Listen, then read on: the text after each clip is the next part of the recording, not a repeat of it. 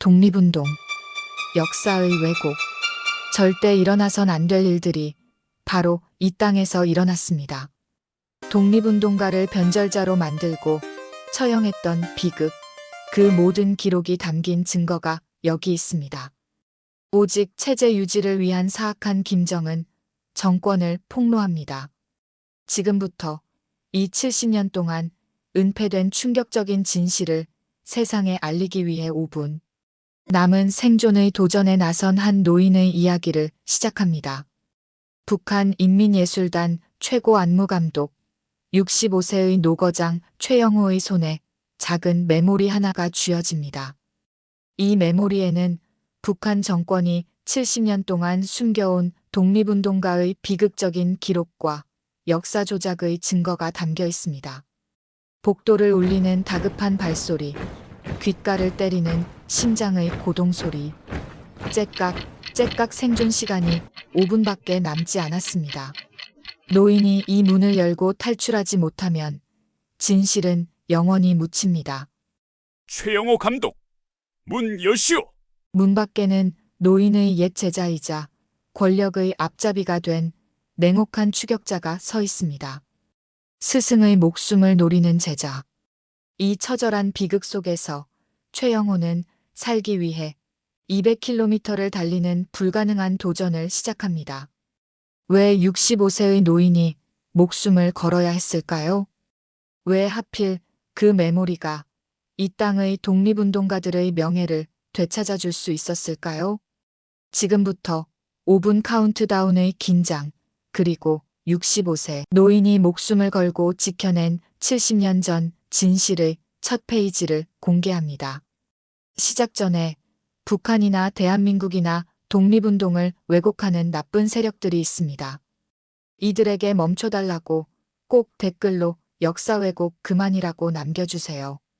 이게 바로 애국하는 겁니다. 구독과 좋아요도 눌러주시면 우리의 애국하는 마음이 모두 담겨 이 영상이 널리 퍼질 수 있습니다. 대한민국을 사랑하는 마음으로 꼭 동참해 주시길 부탁드립니다. 저는 최영호입니다. 북한 인민예술단 최고 안무감독이었죠. 김일성 주석님, 김정일 장군님, 그리고 김정은 원수님 3대를 모시며 30년이 넘는 세월을 살았습니다. 무대 위에서 체제를 찬양하는 춤을 만드는 것이 제 일이었고, 화려한 조명 아래 젊은 무용수들이 제 안무대로 움직일 때마다 쏟아지는 박수갈채가 제 삶의 전부였죠. 하지만 그 박수 소리 뒤에는 언제나 침묵이 있었습니다.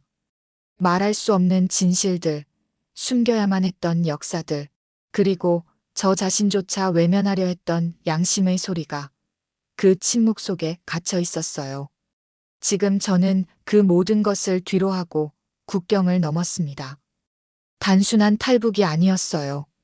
제 손에는 70년 동안 감춰진 진실이 담긴 메모리가 있었습니다. 독립운동가의 명예, 6.25 전쟁의 숨겨진 진실, 그리고 우리 민족이 반드시 알아야 할 역사가 그 안에 들어 있었죠.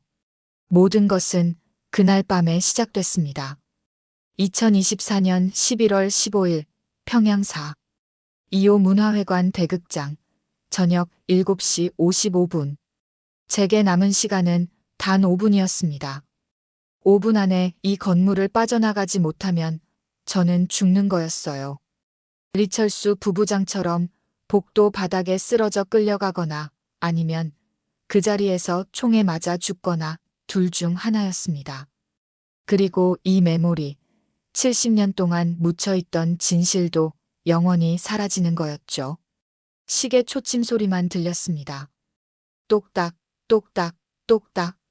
300초, 299초, 298초. 매 초가 제 목숨을 조이고 있었어요. 회의실 문이 열리는 소리가 복도 끝에서 들려왔습니다. 낮은 목소리들이 점점 가까워졌어요. 보위부 요원들이었죠. 군화 소리가 복도 바닥을 쿵쿵 때렸고 그 소리가 제 대기실 문 앞까지 다가오고 있었습니다. 저는 책상 앞에 앉아 손에 쥔 작은 메모리를 내려다보고 있었어요. 메모리가 땀으로 미끄러질 것 같았습니다. 심장이 귀가 멍해질 정도로 크게 뛰었고 목구멍이 바짝 말라 침을 삼키기조차 힘들었죠. 30분 전만 해도 평범한 저녁이었습니다. 공연 준비를 마치고 대기실로 돌아왔을 때 당 간부 한 분이 찾아왔어요. 리철수 동무였습니다. 대외연락부 부부장으로 오랫동안 당에 충성해온 분이었죠. 그분은 문을 조심스럽게 닫더니 주위를 살핀 뒤 제 손에 작은 메모리를 쥐어줬습니다. 손가락이 차가웠어요. 마치 얼음처럼 차가웠죠. 최 동무, 이걸 남쪽으로 가져가야 하오. 목소리가 떨렸습니다. 평생 당 간부로 살아온 사람의 목소리가 아니었어요. 두려움과 절박함이 뒤섞인 마지막 부탁을 하는 사람의 목소리였죠. 여기엔 우리 모두가 알아야 할 진실이 담겨 있어. 70년 동안 감춰진 역사요. 독립운동가 분들의 명예가 걸린 문제고 우리 민족의 자긍심이 걸린 문제요. 저는 믿을 수 없었습니다. 리 부부장은 체제에 누구보다 충성스러운 분이었어요. 당 창건 기념일마다 앞장서서 충성 맹세를 외치던 분이었고 젊은 간부들에게 사상 교육을 하던 분이었죠. 그런 분이 남쪽으로 무언가를 넘기라니 이게 대체 무슨 일인지 이해할 수 없었습니다. 동무, 무슨 말씀을 하시는 겁니까? 리 부부장이 제 어깨를 꽉 잡았습니다. 힘이 들어간 소나귀가 아팠어요. 60이 넘은 노인의 손이라고는 믿기지 않을 만큼 강한 힘이었죠. 최 동무만이 할 수 있어. 예술가로서 30년 동안 무대를 오르내렸고 문화회관의 모든 통로를 손바닥처럼 아는 사람은 동무뿐이요. 그분의 목소리가 잠시 끊겼습니다. 양심 있는 조선 사람으로서 이 진실을 지켜줄 수 있는 사람도 동무뿐이요. 그분의 눈에서 눈물이 흘렀습니다. 60이 넘은 당 간부가 제 앞에서 눈물을 흘리고 있었어요. 저는 그 순간 모든 것을 깨달았습니다. 이 사람은 이미 끝났다는 것을, 그리고 이것이 마지막 부탁이라는 것을 말이에요. 리 부부장은 자기가 오늘 밤을 넘기지 못할 거라는 걸 알고 있었습니다. 그때였습니다. 복도에서 발소리가 들렸어요. 군화 소리였습니다. 여러 명이었죠. 빠르게 다가오고 있었습니다. 리 부부장의 얼굴이 한순간에 하얗게 질렸어요. 창백해진 얼굴에서 핏기가 완전히 사라졌죠. 지금 당장 가시오. 지하 통로로. 보일러실 쪽 환기구를 이용하시오. 저는 메모리를 주머니에 쑤셔 넣었습니다. 리 부부장은 문 밖으로 나가며 마지막으로 뒤돌아봤어요. 그분의 눈빛이 지금도 잊히지 않습니다. 슬픔과 결연함이 뒤섞인 자신의 운명을 받아들인 사람의 눈빛이었죠. 마치 전쟁터로 나가는 군인처럼 돌아오지 못할 길을 떠나는 사람의 눈빛이었습니다. 조국의 명예를 위해 부탁하오. 문이 닫혔습니다. 복도에서 고함 소리가 터졌어요. 리철수 동무. 당규율위원회 명령으로 동무를 체포한다. 비명 소리가 들렸습니다. 무언가 바닥에 쓰러지는 둔탁한 소리, 그리고 발로 차는 소리가 이어졌어요. 저는 문 앞에 얼어붙어 서 있었습니다. 온몸이 떨렸죠. 30년 동안 이 체제 안에서 살면서도 이런 공포는 처음이었어요. 머리끝부터 발끝까지 소름이 돋았고 다리에 힘이 풀려 주저앉을 것 같았습니다. 그때 대기실 밖에서 무전기 소리가 들렸습니다. 최영호 감독 대기실 확인하라. 리철수와 접촉 가능성 있음. 즉시 확보하라. 발소리가 제 문 쪽으로 방향을 틀었습니다. 빠르게 다가왔어요. 저는 남은 시간을 계산했습니다. 5분, 아니 이제 4분도 안 남았어요. 4분 안에 이 건물을 빠져나가지 못하면 저도 리 부부장처럼 끝장이었습니다. 복도에 쓰러져 끌려가거나 아니면 취조실 지하 감방에서 고문당하다 죽거나 둘 중 하나였죠. 저는 책상 서랍을 열었습니다. 안무 스케치 노트를 꺼냈어요. 30년 동안 무대 연출을 하며 그려온 노트였습니다. 하지만 그 안에는 안무만 적혀 있는 게 아니었죠. 문화회관의 모든 비밀 통로, 배선 구조, 무대 장치 전용 지하 통로까지 제 머릿속에 있는 모든 것이 그 노트에 암호처럼 숨겨져 있었어요. 예술가의 습관이었습니다. 무대를 완벽하게 만들려면 건물의 구조를 속속들이 알아야 했으니까요. 노트를 펼쳤습니다. 3층 무대 뒤편 소품실 배치도가 보였어요. 그 옆에 작은 표시가 있었죠. 비원 연결 통로라고 적혀 있었습니다. 일제시대 때 만들어진 환기 통로였어요. 지금은 거의 쓰지 않지만 여전히 연결돼 있었죠. 보일러실까지 이어지는 낡은 통로였습니다. 문 밖에서 목소리가 들렸습니다. 최영호 감독, 문 여시오. 손잡이가 흔들렸어요. 다행히 안쪽에서 잠가뒀던 터였습니다. 하지만 그것도 몇 초 버티지 못할 게 뻔했죠. 문이 흔들리는 소리가 점점 거세졌고 밖에서 누군가 어깨로 문을 들이받기 시작했습니다. 저는 노트를 책상 위에 펼쳐놓았습니다. 일부러요. 추격자들이 제 노트를 보고 혼란스러워하길 바라는 미끼였어요. 노트에는 여러 통로가 표시돼 있었고 그 중에는 막혀있는 통로도 있었죠. 예술가가 첩보원처럼 생각하게 되다니 저도 믿기지 않았습니다. 대기실 뒤편에 작은 문이 있었습니다. 소품 보관실로 이어지는 문이었어요. 저는 그 문을 열고 소품실로 뛰어들었습니다. 어둠 속에서 낡은 의상들과 무대 소품들이 쌓여 있었죠. 먼지 냄새가 코를 찔렀어요. 오래된 첫 냄새, 곰팡이 냄새, 그리고 세월의 냄새가 뒤섞여 있었습니다. 저는 소품 더미를 헤치고 벽 구석으로 갔어요. 환기구가 있었습니다. 40년 된 철제 환기구였죠. 녹이 슬어 있었고 페인트가 벗겨져 있었어요. 하지만 아직 작동했습니다. 제가 30년 전 처음 이 건물에 왔을 때부터 있던 환기구였죠. 무대 연출할 때 이 환기구를 통해 공기 흐름을 조절했던 기억이 났습니다. 뒤에서 문이 부서지는 소리가 들렸습니다. 대기실 문이 열린 거예요. 없다. 소품실 확인. 고함 소리가 들렸고 발소리가 소품실 쪽으로 달려왔습니다. 저는 환기구 덮개를 잡아당겼어요. 삐걱거리는 소리가 났습니다. 너무 컸죠. 녹슨 금속이 마찰하는 날카로운 소리가 어둠 속에 울려 퍼졌어요.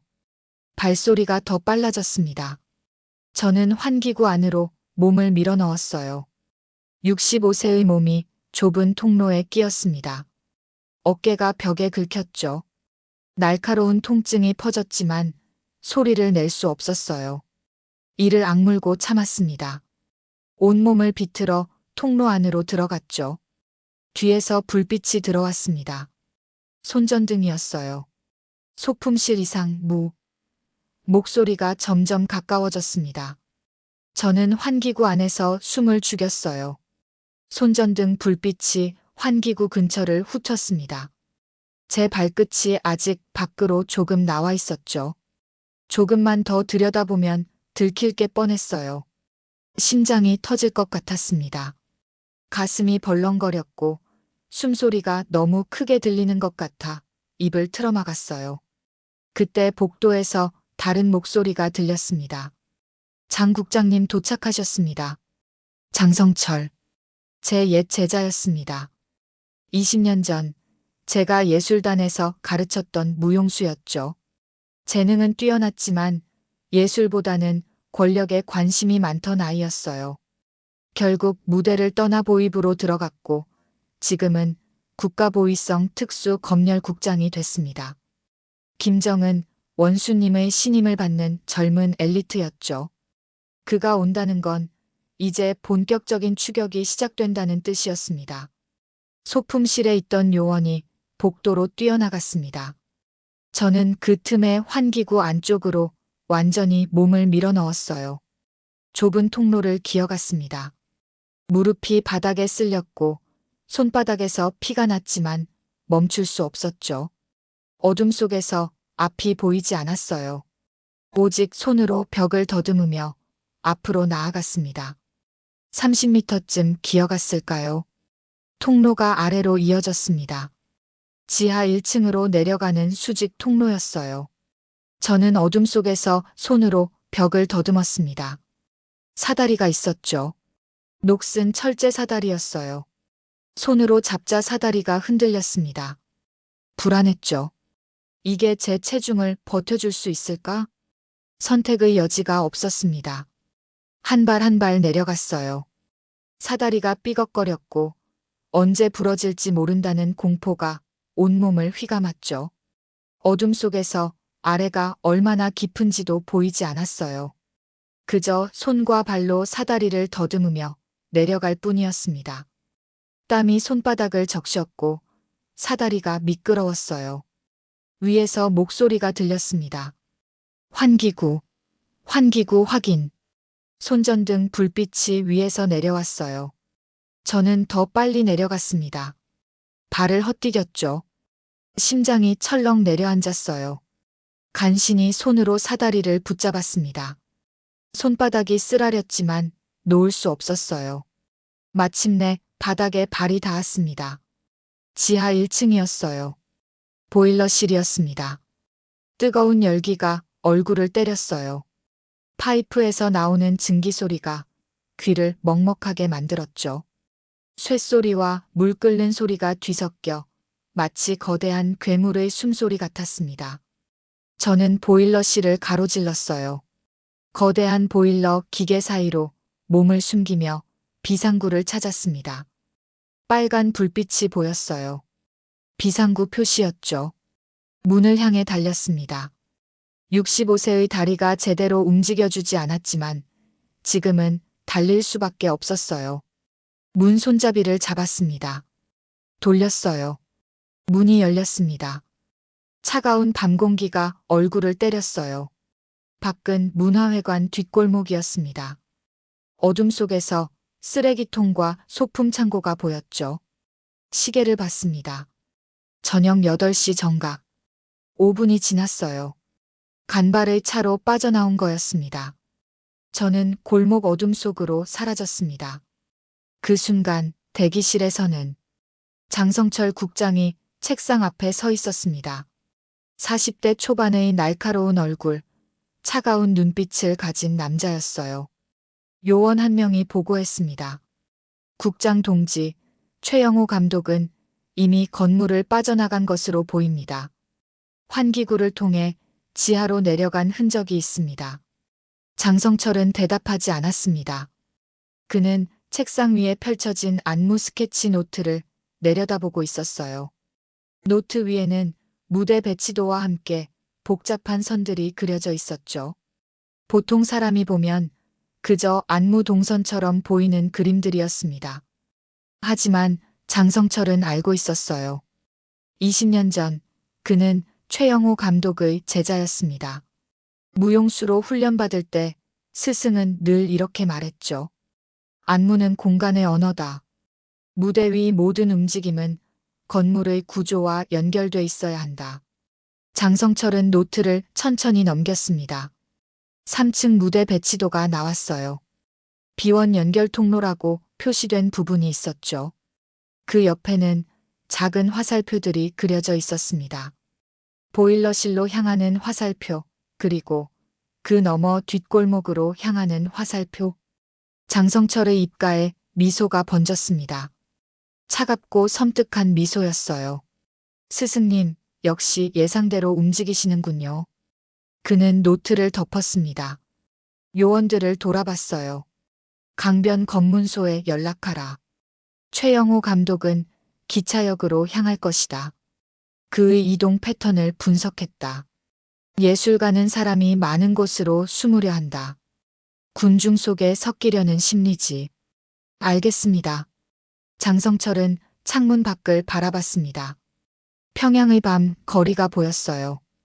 어둠 속 어딘가에 최영호 감독이 숨어 있을 거였죠. 하지만 장성철은 조급해하지 않았습니다. 오히려 여유로웠어요.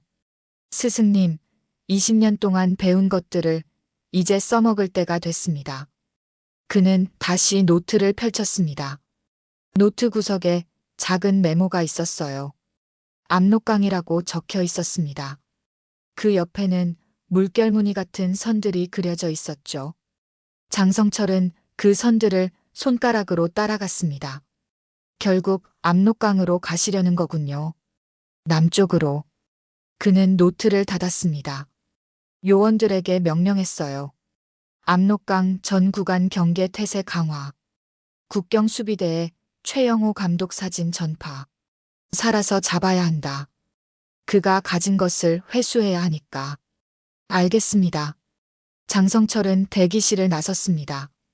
복도를 걸으며 중얼거렸어요. 스승님, 당신이 가르쳐준 모든 것을 기억합니다. 무대 위 동선, 공간 활용법, 그리고 인간 심리까지. 이제 그 지식으로 당신을 잡겠습니다. 그의 발소리가 복도에 울려 퍼졌습니다. 차갑고 냉정한 발소리였어요. 사냥이 시작된 거였습니다. 정말 죄송합니다. 제가 시놉시스를 제대로 따르지 않았습니다. 지금부터 시놉시스를 정확히 반영하여 2장부터 다시 작성하겠습니다. 2장 작성 시작. 골목을 빠져나왔을 때 평양의 밤거리가 눈앞에 펼쳐졌습니다. 가로등 불빛이 도로를 비추고 있었고 멀리 김일성 광장 쪽에서 선전 방송 소리가 들려왔어요. 저녁 8시 통행 금지 시간까지는 2시간 남았지만 거리엔 이미 사람이 많지 않았습니다. 평양 시민들은 일찍 귀가하는 게 습관이었죠. 저는 문화회관 뒷골목 구석에 몸을 숨겼습니다. 가쁜 숨을 고르며 다음 행동을 계획했어요. 기차역으로 가야 했습니다. 앵무새를 만나야 했죠. 하지만 문제가 있었어요. 문화회관에서 기차역까지는 3km였습니다. 걸어가기엔 너무 멀었고 길 곳곳에 검문소가 있었어요. 그때 트럭 엔진 소리가 들렸습니다. 예술단 소품 트럭이었어요. 매일 밤 공연이 끝나면 소품을 창고로 실어 나르는 트럭이었죠. 운전사는 김철수 동무였습니다. 50대 중반의 과묵한 남자였어요. 30년 동안 예술단에서 일해온 사람이었죠. 트럭이 천천히 뒷골목으로 들어왔습니다. 김동무가 트럭에서 내렸어요. 담배를 꺼내 입에 물었죠. 라이터 불빛이 어둠 속에서 깜빡였습니다. 저는 기회를 놓칠 수 없었어요. 김동무가 담배를 피우며 건물 벽에 기댄 사이 저는 조용히 트럭 뒤로 다가갔습니다. 트럭 덮개가 반쯤 열려 있었어요. 안을 들여다봤습니다. 무용복들이 담긴 상자들, 무대 소품들, 조명 기구들이 어지럽게 쌓여 있었죠. 저는 트럭 위로 올라갔습니다. 최대한 소리를 내지 않으려 애썼어요. 상자들 사이로 몸을 밀어 넣었습니다. 좁았습니다. 숨쉬기조차 답답했어요. 하지만 숨을 수밖에 없었죠. 잠시 후 김동무가 담배를 끄고 돌아왔습니다. 시동을 거는 소리가 들렸어요. 트럭이 덜컹거리며 움직이기 시작했습니다. 저는 상자 틈 사이로 문화회관을 바라봤어요. 건물 전체에 불이 켜져 있었고 보위부 차량들이 주차장으로 몰려들고 있었습니다. 간발의 차였습니다. 간발의 차였습니다. 트럭이 대로로 진입했어요. 가로등 불빛이 트럭 안으로 들어왔다 사라지기를 반복했습니다. 저는 상자 뒤에 웅크린 채 몸을 숨겼어요. 손에서는 아직도 피가 흘렀고 무릎은 환기구를 기어오느라 까져 있었죠. 메모리가 주머니 안에서 묵직하게 느껴졌습니다. 리철수 부부장이 목숨을 걸고 건넨 이 작은 물건, 70년 동안 감춰진 진실이 담긴 메모리. 도대체 무슨 내용일까요? 독립운동가의 명예라고 했죠. 6. 2.5 전쟁과 관련된 진실이라고 했습니다. 하지만 지금 확인할 수는 없었어요. 일단 살아남아야 했습니다. 트럭이 속도를 줄였습니다. 검문소였어요. 틈 사이로 내다보니 보위부 요원들이 차량을 세우고 검사하고 있었습니다. 평소보다 훨씬 많은 인원이었죠. 제 심장이 다시 빠르게 뛰기 시작했어요. 트럭이 완전히 멈췄습니다. 동무 어디 가시오? 김동무의 목소리가 들렸습니다. 예술단 소품 창고로 갑니다. 오늘 공연 끝나서 소품 반납하러요. 트럭 뒤 확인 좀 하겠소. 발소리가 트럭 뒤로 다가왔습니다. 저는 소품 상자 뒤로 더 깊숙이 몸을 숨겼어요. 숨소리마저 죽였습니다. 트럭 덮개가 열리는 소리가 들렸죠. 손전등 불빛이 안쪽을 비췄어요. 불빛이 상자들을 훑었습니다. 제가 숨은 곳에서 불과 1미터 떨어진 곳까지 왔어요. 의상이랑 소품들 뿐이군. 네, 그렇습니다. 잠시 침묵이 흘렀습니다. 저는 그 침묵이 영원처럼 길게 느껴졌어요.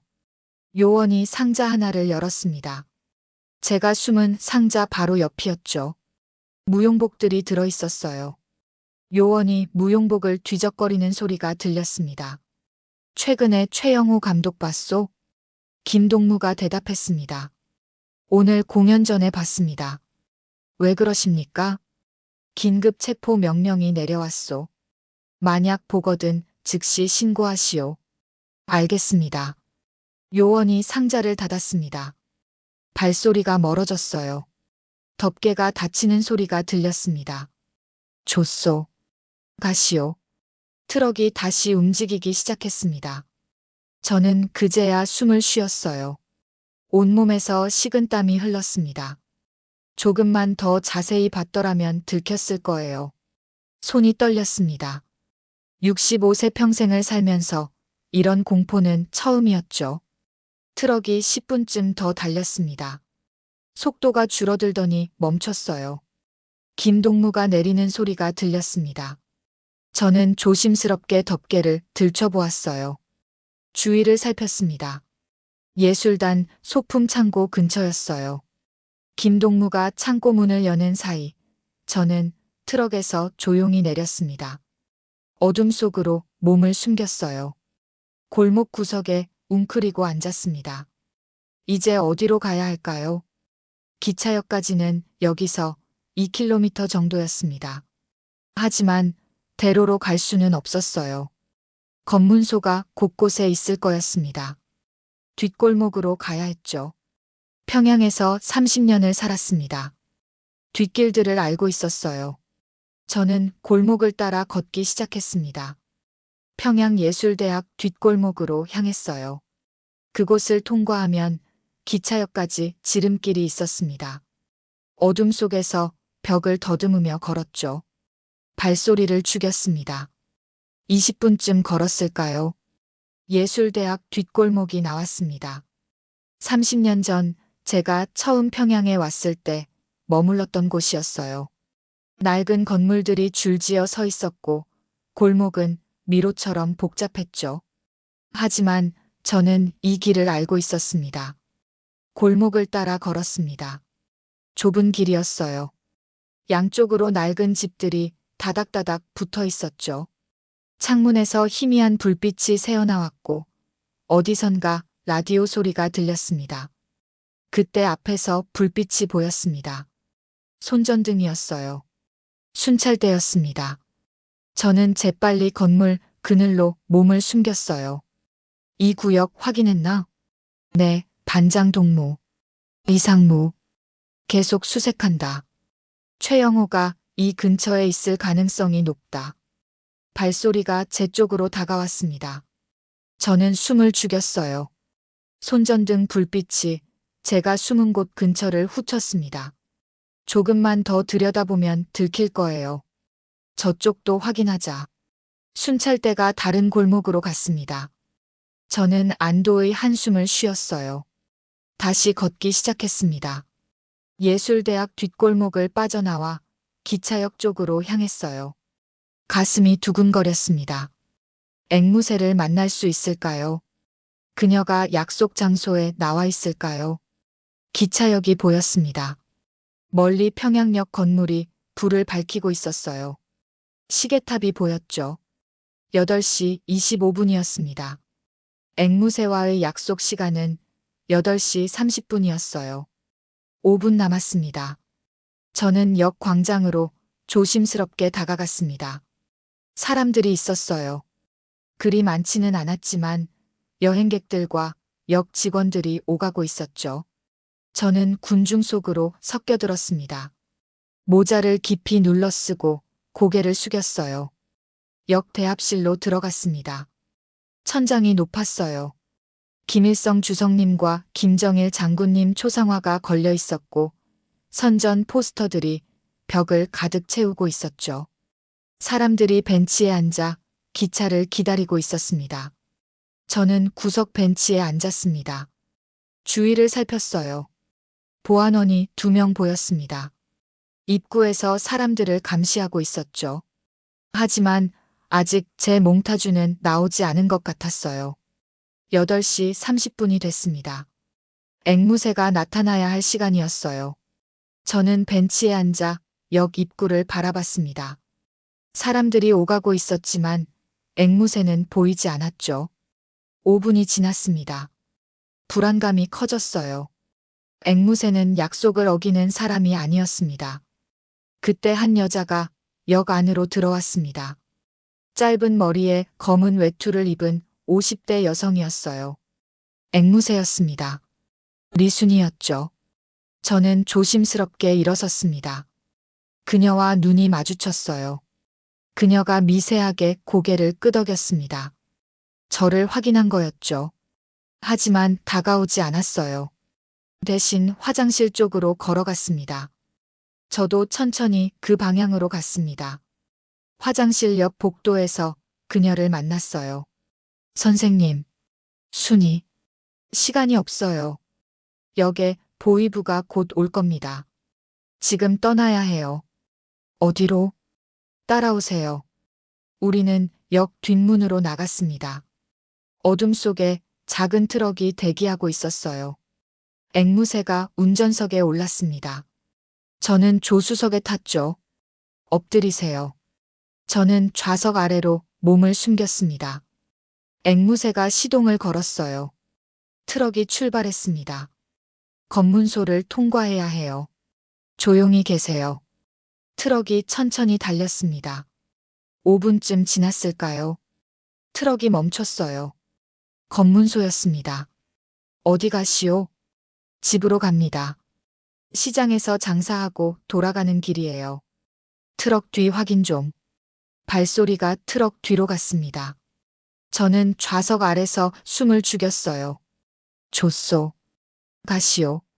트럭이 다시 움직였습니다. 10분쯤 더 달렸어요. 앵무새가 말했습니다. 이제 일어나셔도 돼요. 저는 좌석에 앉았습니다.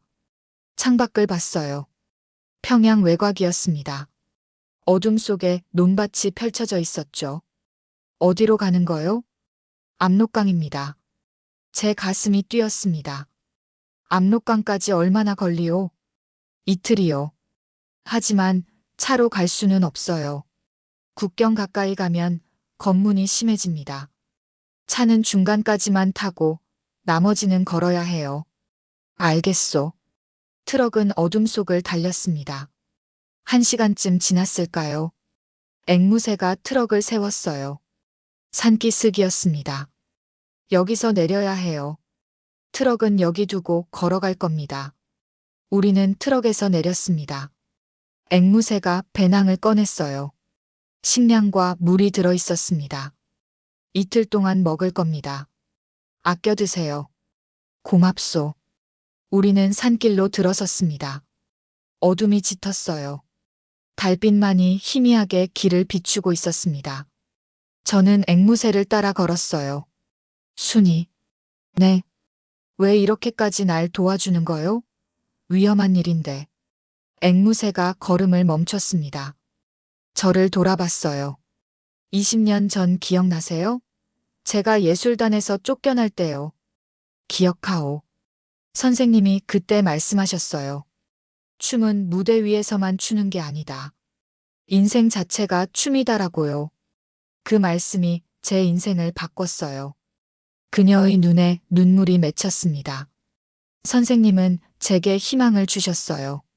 무대를 떠나도 춤출 수 있다고, 다른 방식으로 살 수 있다고 말씀해 주셨죠. 그래서 저는 살아남았어요. 20년 동안요.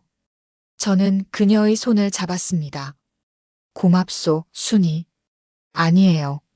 제가 감사해야죠. 우리는 다시 걷기 시작했습니다.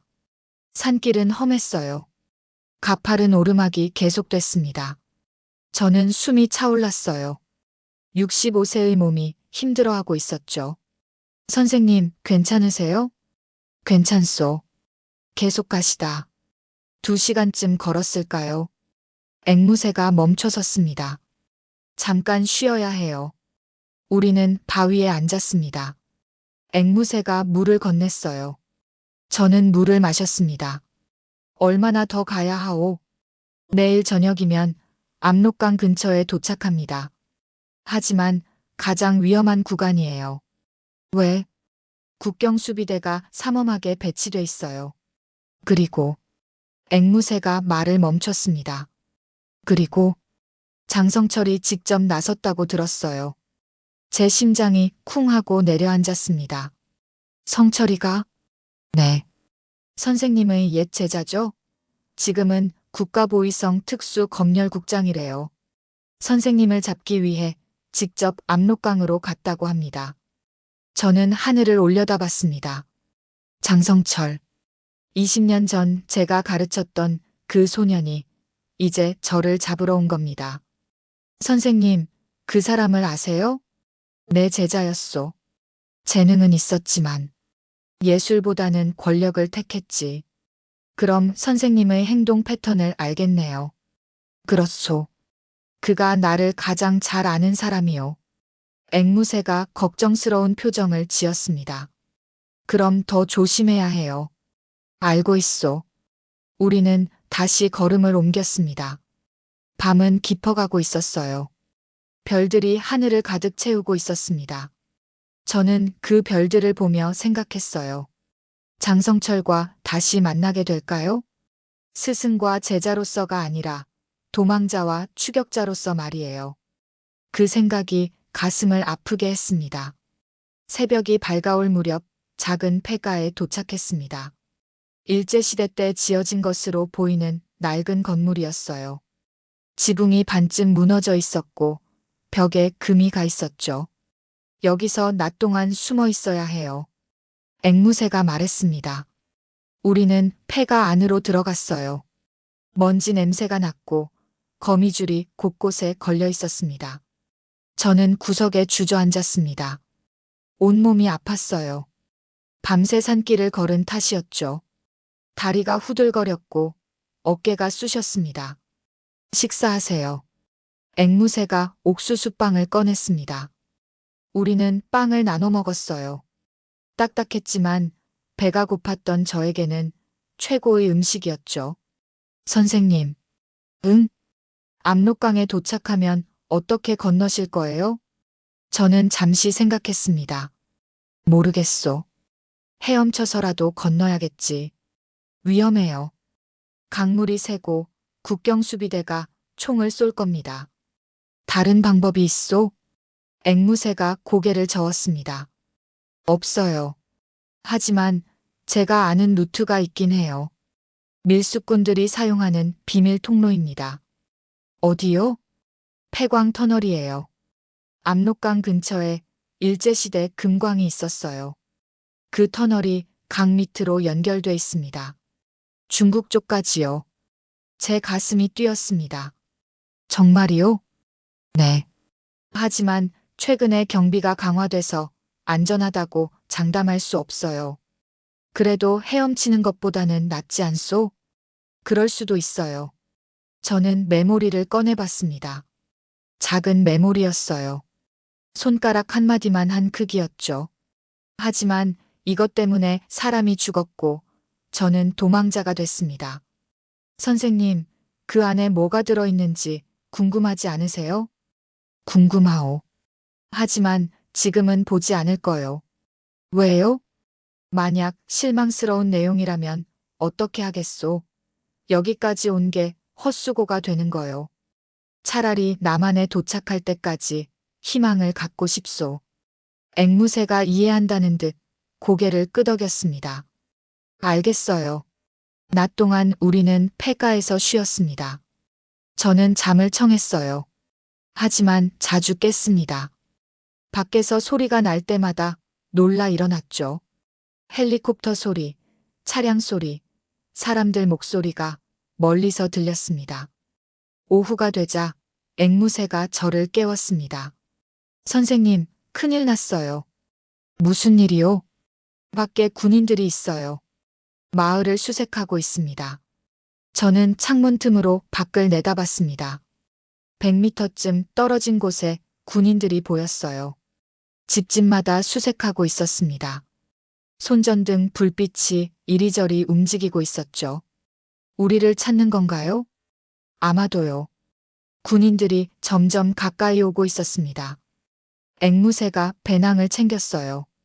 뒷문으로 나가야 해요. 지금 당장요.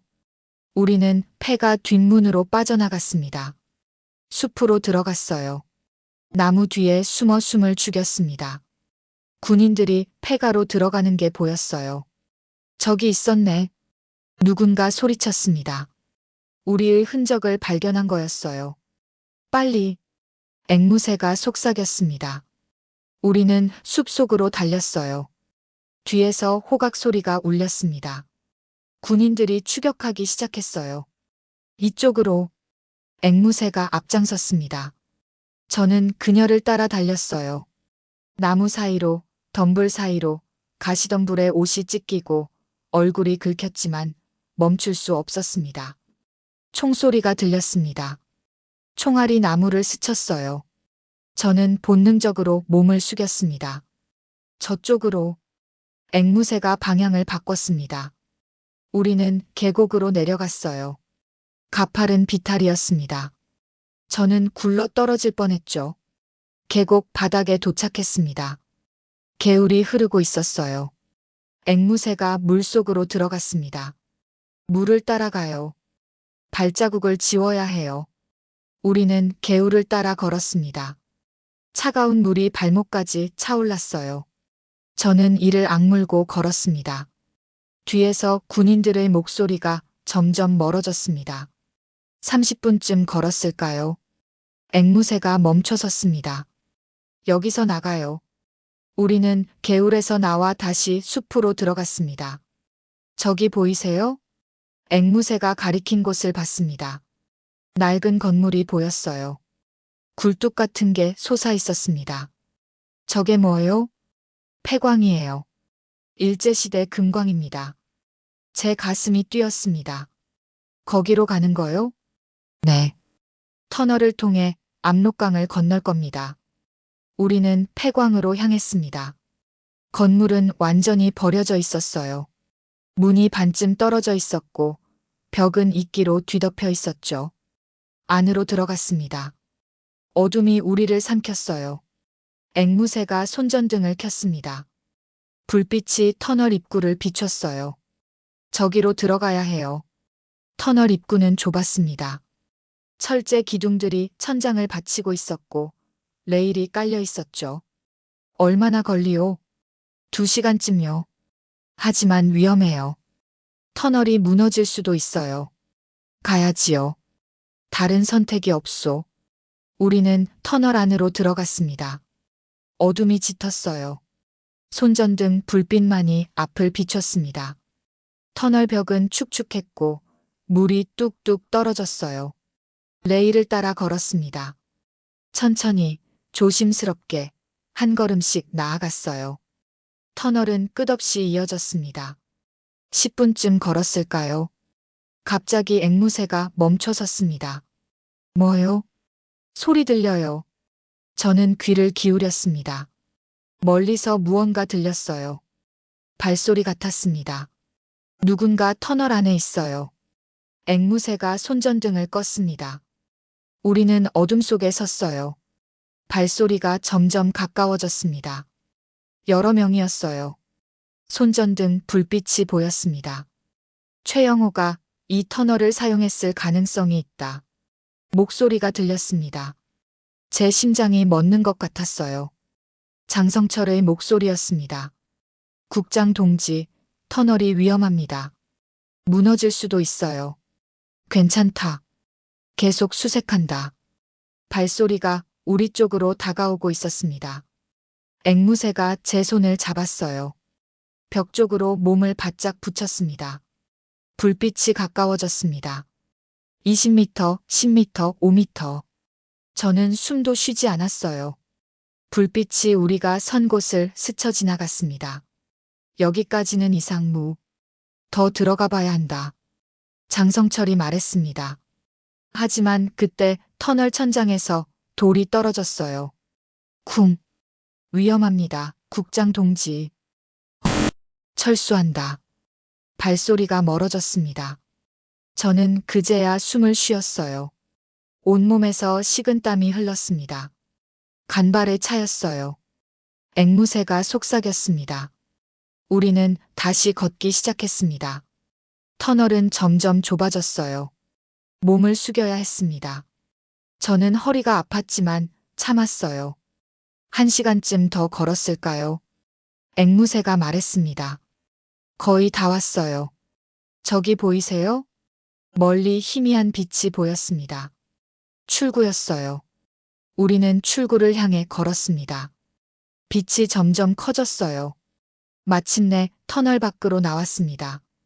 밤이었습니다. 하지만 평양의 밤과는 달랐어요. 공기가 달랐습니다. 여기가 중국이에요. 앵무새가 말했습니다. 저는 주저앉았어요.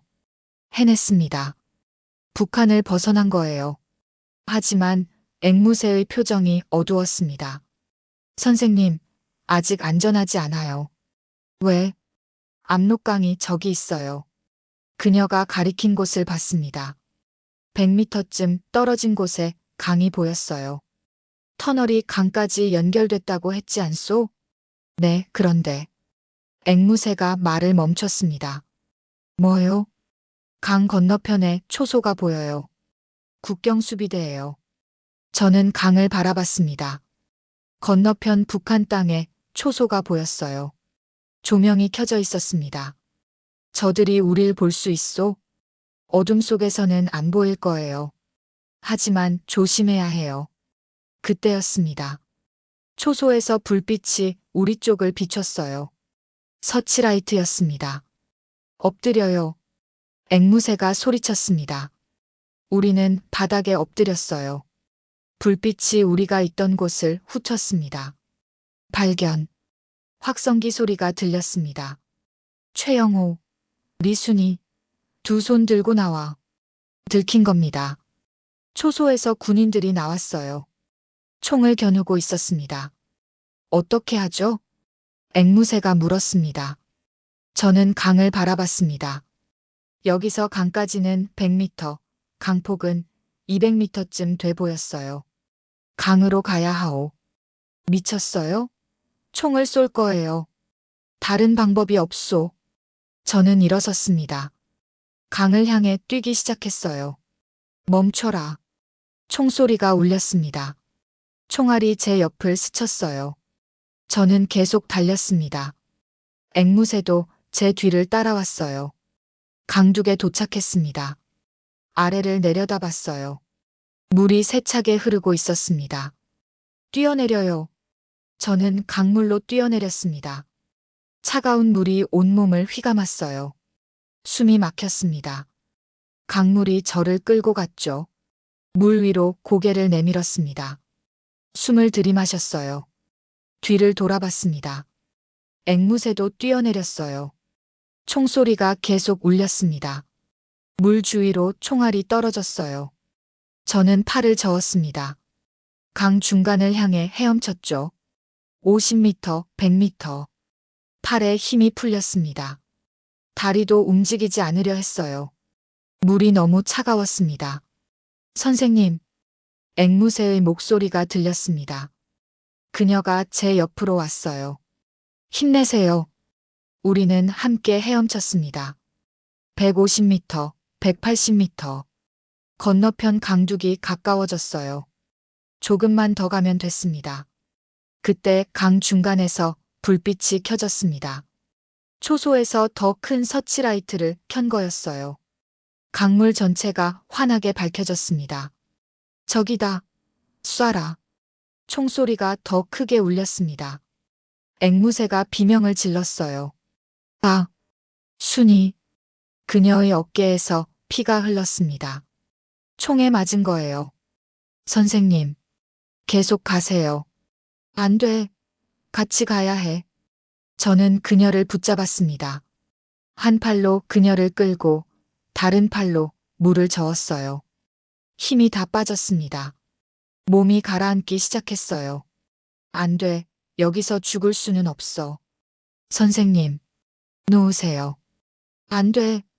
저는 이를 악물고 헤엄쳤습니다. 마침내 건너편 강둑에 손이 닿았어요. 흙을 붙잡았습니다. 앵무새를 끌어올렸어요.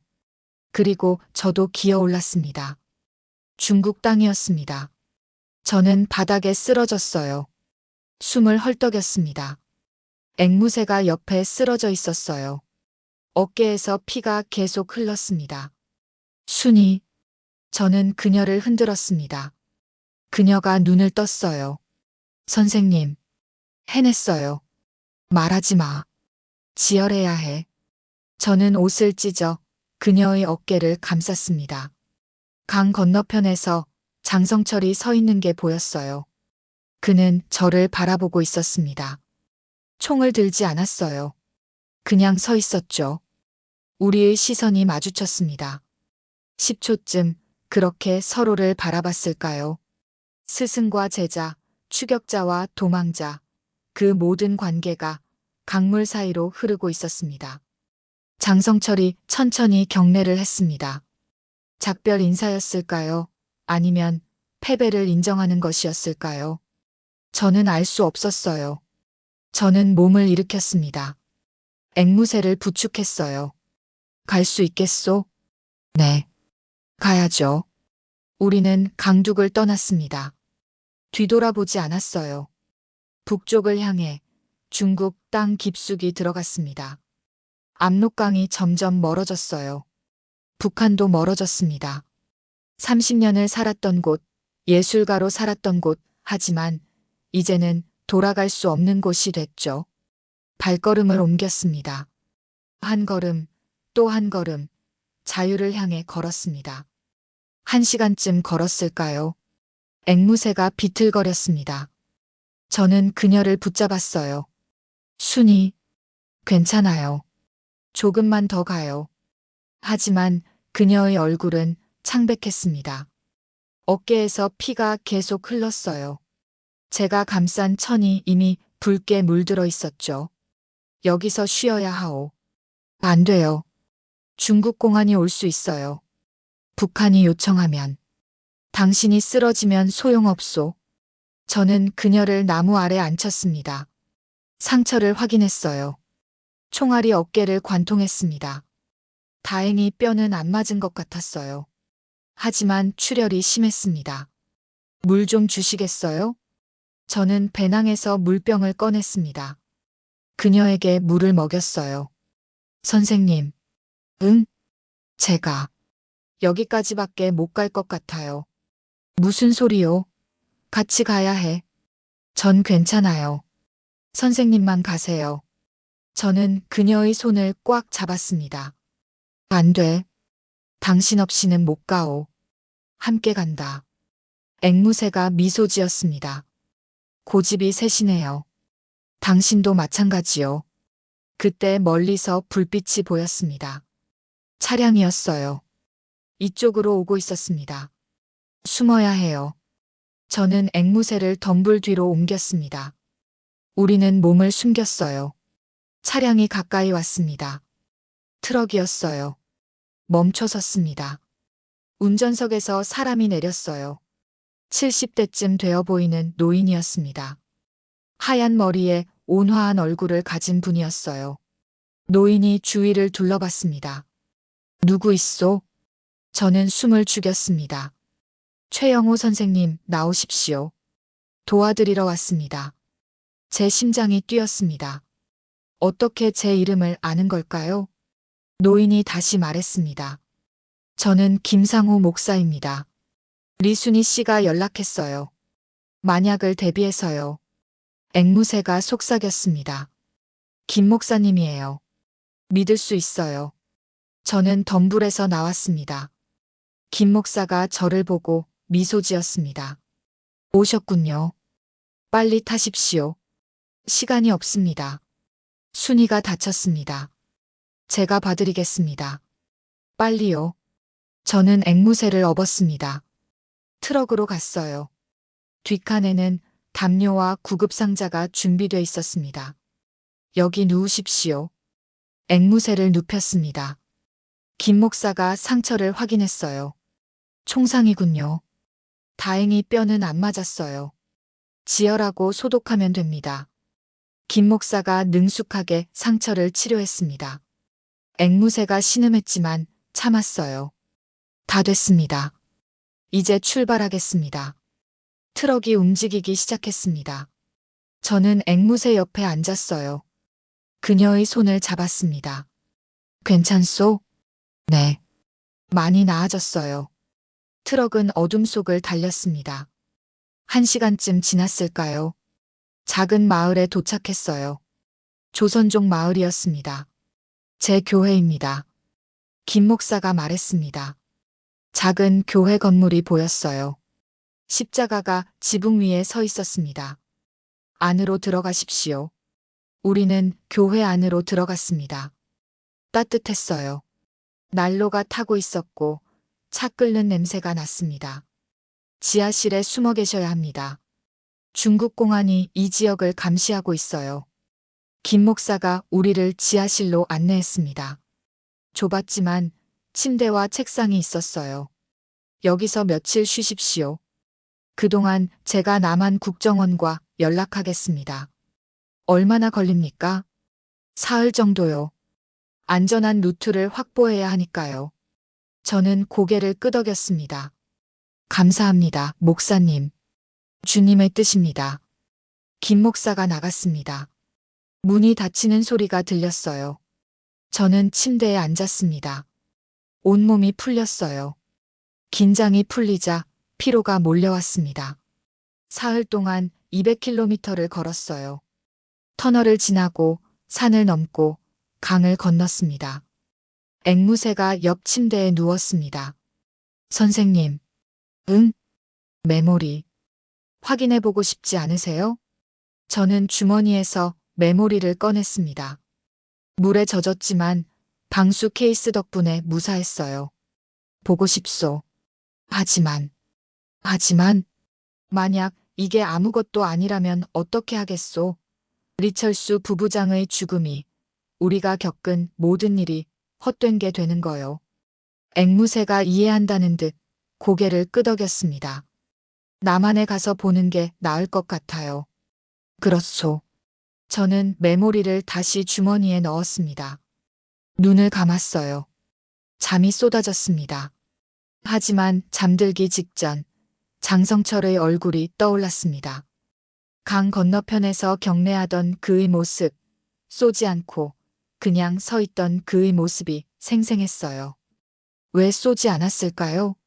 스승에 대한 마지막 예의였을까요? 아니면 그 생각이 제 마지막 의식이었습니다. 사흘이 지났습니다. 지하실에서 숨어 지내는 사흘은 길게 느껴졌어요. 김 목사가 하루에 3번 음식을 가져다 줬고 간단한 소식을 전해줬습니다. 중국 공안이 움직이고 있습니다. 북한에서 요청이 들어왔나 봐요. 우리를 찾고 있습니까? 그런 것 같습니다. 하지만 이 교회까지는 모를 겁니다. 앵무새의 상태는 많이 나아졌어요. 상처가 아물고 있었습니다. 사흘째 저녁이었습니다. 김 목사가 내려왔어요. 표정이 밝았습니다. 연락이 왔습니다. 국정원 해외 파트에서 사람이 옵니다. 내일 새벽에 여기서 만날 겁니다. 제 가슴이 뛰었습니다. 정말입니까? 네. 안전한 루트로 베이징을 거쳐 서울로 갈 수 있습니다. 앵무새가 기뻐했어요.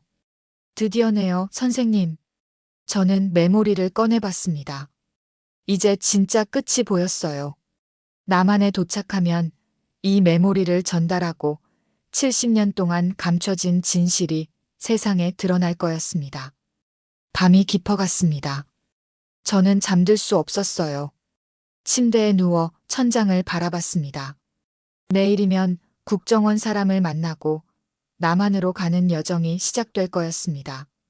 문득 리철수 부부장이 생각났습니다. 조국의 명예를 위해 부탁하오. 그분의 마지막 말씀이 귓가에 맴돌았어요. 저는 약속을 지킬 수 있을까요? 이 메모리가 정말로 조국의 명예를 회복시킬 수 있을까요? 새벽이 왔습니다. 김 목사가 지하실로 내려왔어요. 왔습니다. 위로 올라오세요. 우리는 지하실을 나섰습니다. 교회 안에 두 사람이 서 있었어요. 40대 남자 둘이었습니다. 정장을 입고 있었죠. 최영호 감독님이십니까? 한 남자가 물었습니다. 저는 고개를 끄덕였어요. 네, 그렇습니다. 국정원 해외 파트 박진수입니다. 감독님을 서울로 모시러 왔습니다. 제 가슴이 뜨거워졌습니다. 고맙습니다. 박진수가 주위를 살폈어요. 시간이 없습니다. 중국 공안이 이 지역을 수색하고 있어요. 지금 출발해야 합니다. 어디로 갑니까? 베이징 한국 대사관입니다. 거기서 비행기를 타고 서울로 갈 겁니다. 저는 메모리를 꺼냈습니다. 이것을 전달해야 합니다. 이게 제가 목숨 걸고 가져온 거예요. 박진수가 메모리를 받았습니다.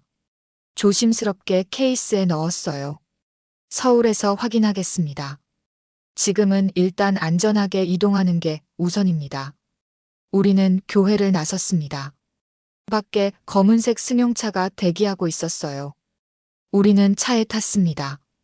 엔진이 시동 걸렸죠. 차가 출발했습니다. 창밖으로 중국 변방 마을이 스쳐 지나갔어요.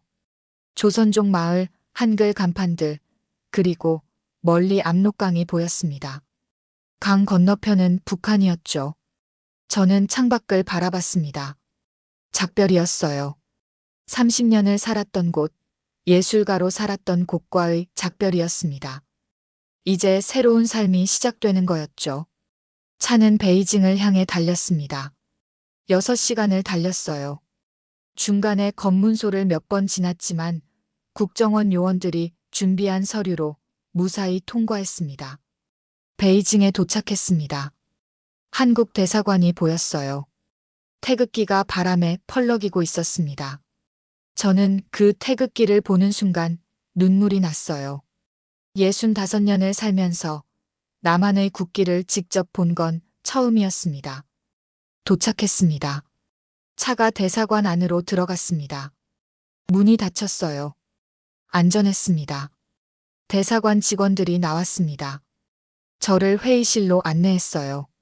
최영호 감독님, 환영합니다. 대한민국 영토에 오신 것을 환영합니다. 제 다리에 힘이 풀렸습니다. 의자에 주저앉았어요. 울음이 터져나왔습니다. 억눌렸던 감정이 한꺼번에 쏟아졌죠. 리철수 부부장, 앵무새, 그리고 이 모든 여정이 주마등처럼 스쳐 지나갔습니다. 수고하셨습니다. 박진수가 제 어깨를 두드렸습니다. 이제 서울로 가시면 됩니다. 내일 아침 비행기로 출발합니다. 저는 고개를 끄덕였습니다. 메모리는 안전하게 보관하고 있습니다. 서울 도착 즉시 분석팀에 넘길 겁니다. 저는 창밖을 바라봤습니다. 베이징의 하늘이 푸르렀어요. 자유의 하늘이었습니다. 그날 밤 대사관 숙소에서 잠을 잤습니다. 편안한 침대였어요. 일주일 만에 제대로 된 잠자리였죠. 하지만 잠이 오지 않았습니다. 메모리 내용이 계속 궁금했어요. 도대체 무엇이 들어있을까요? 리철수 부부장이 목숨을 걸고 지킨 진실, 70년 동안 감춰진 역사가 무엇일까요? 내일이면 알게 될 겁니다. 서울에 도착하면 메모리를 열어보면 모든 것이 밝혀질 거예요. 저는 눈을 감았습니다. 내일을 기다리며 잠들었어요. 다음 날 아침, 베이징 공항으로 향했습니다. 국정원 요원들이 저와 앵무새를 에스코트했어요. 공항 특별 통로를 이용했습니다. 일반 승객들과 섞이지 않도록 조치한 거였죠. 감독님, 이쪽으로 오십시오. 박진수가 앞장섰습니다. 우리는 귀빈 라운지로 갔어요. 2시간 후 출발합니다. 여기서 대기하세요. 저는 라운지 창가에 앉았습니다. 비행기들이 이착륙하고 있었어요. 거대한 여객기들이 하늘로 날아올랐습니다. 저도 곧 저 비행기를 타고 서울로 갈 거였어요. 앵무새가 제 옆에 앉았습니다. 떨리세요? 그렇소.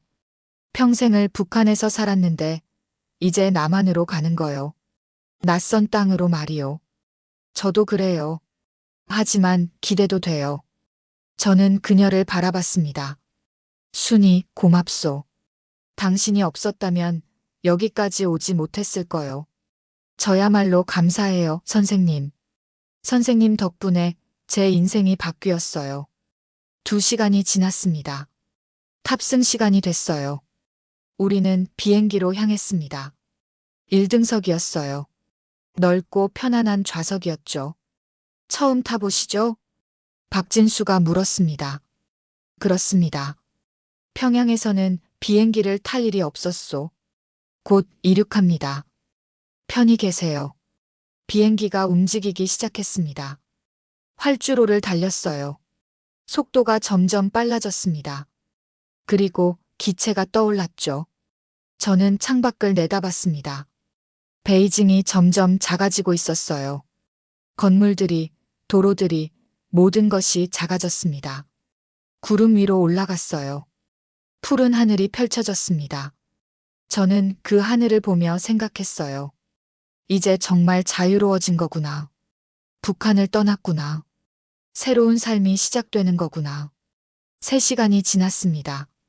기장의 안내방송이 나왔어요. 승객 여러분, 곧 인천국제공항에 도착합니다. 제 심장이 뛰었습니다. 창밖을 봤어요. 구름 아래로 땅이 보이기 시작했습니다. 바다가 보였고 섬들이 보였어요. 그리고 큰 도시가 나타났습니다. 서울이었습니다. 비행기가 내려갔어요. 활주로에 착륙했습니다. 기체가 부드럽게 멈췄죠.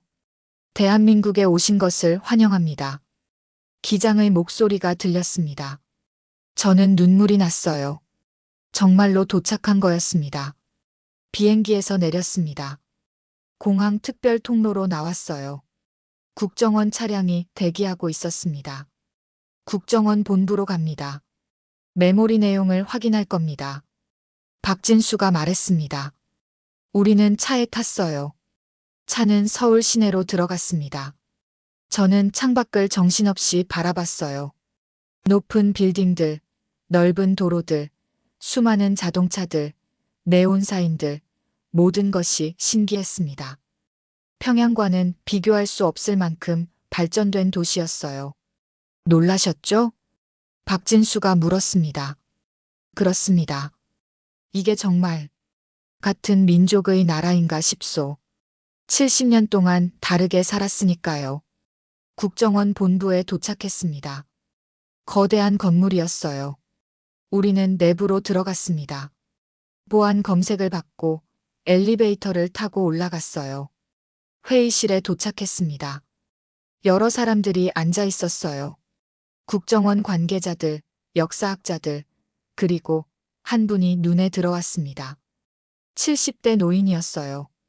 양복을 입고 계셨죠. 저분이 누구십니까? 박진수가 설명했습니다. 박영진 교수님입니다.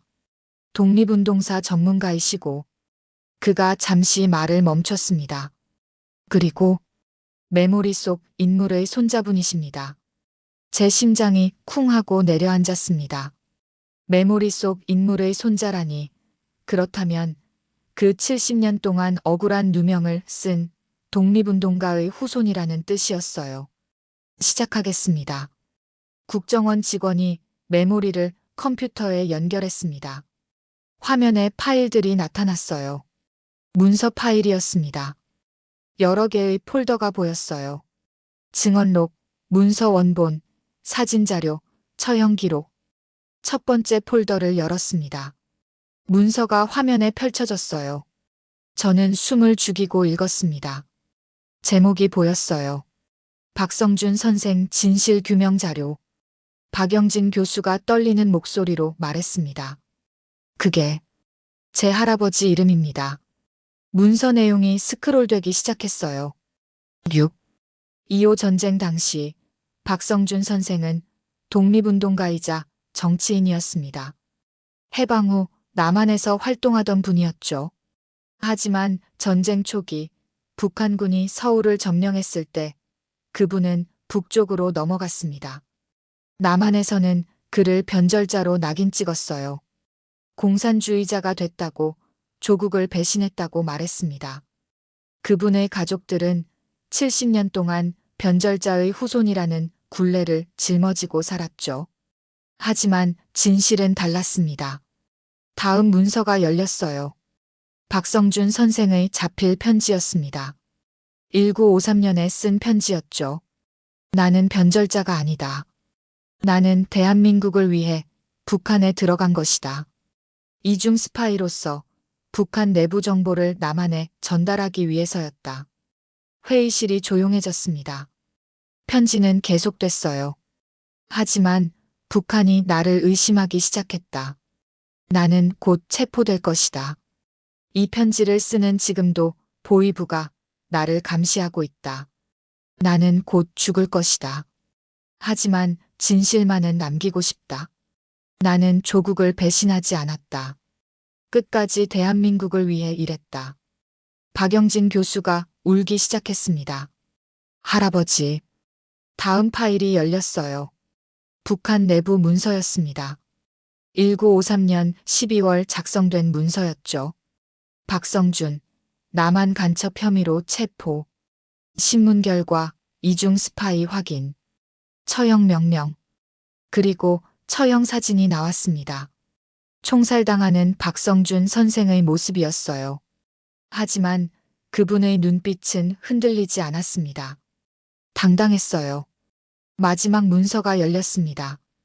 북한 고위 간부의 지시 문서였어요.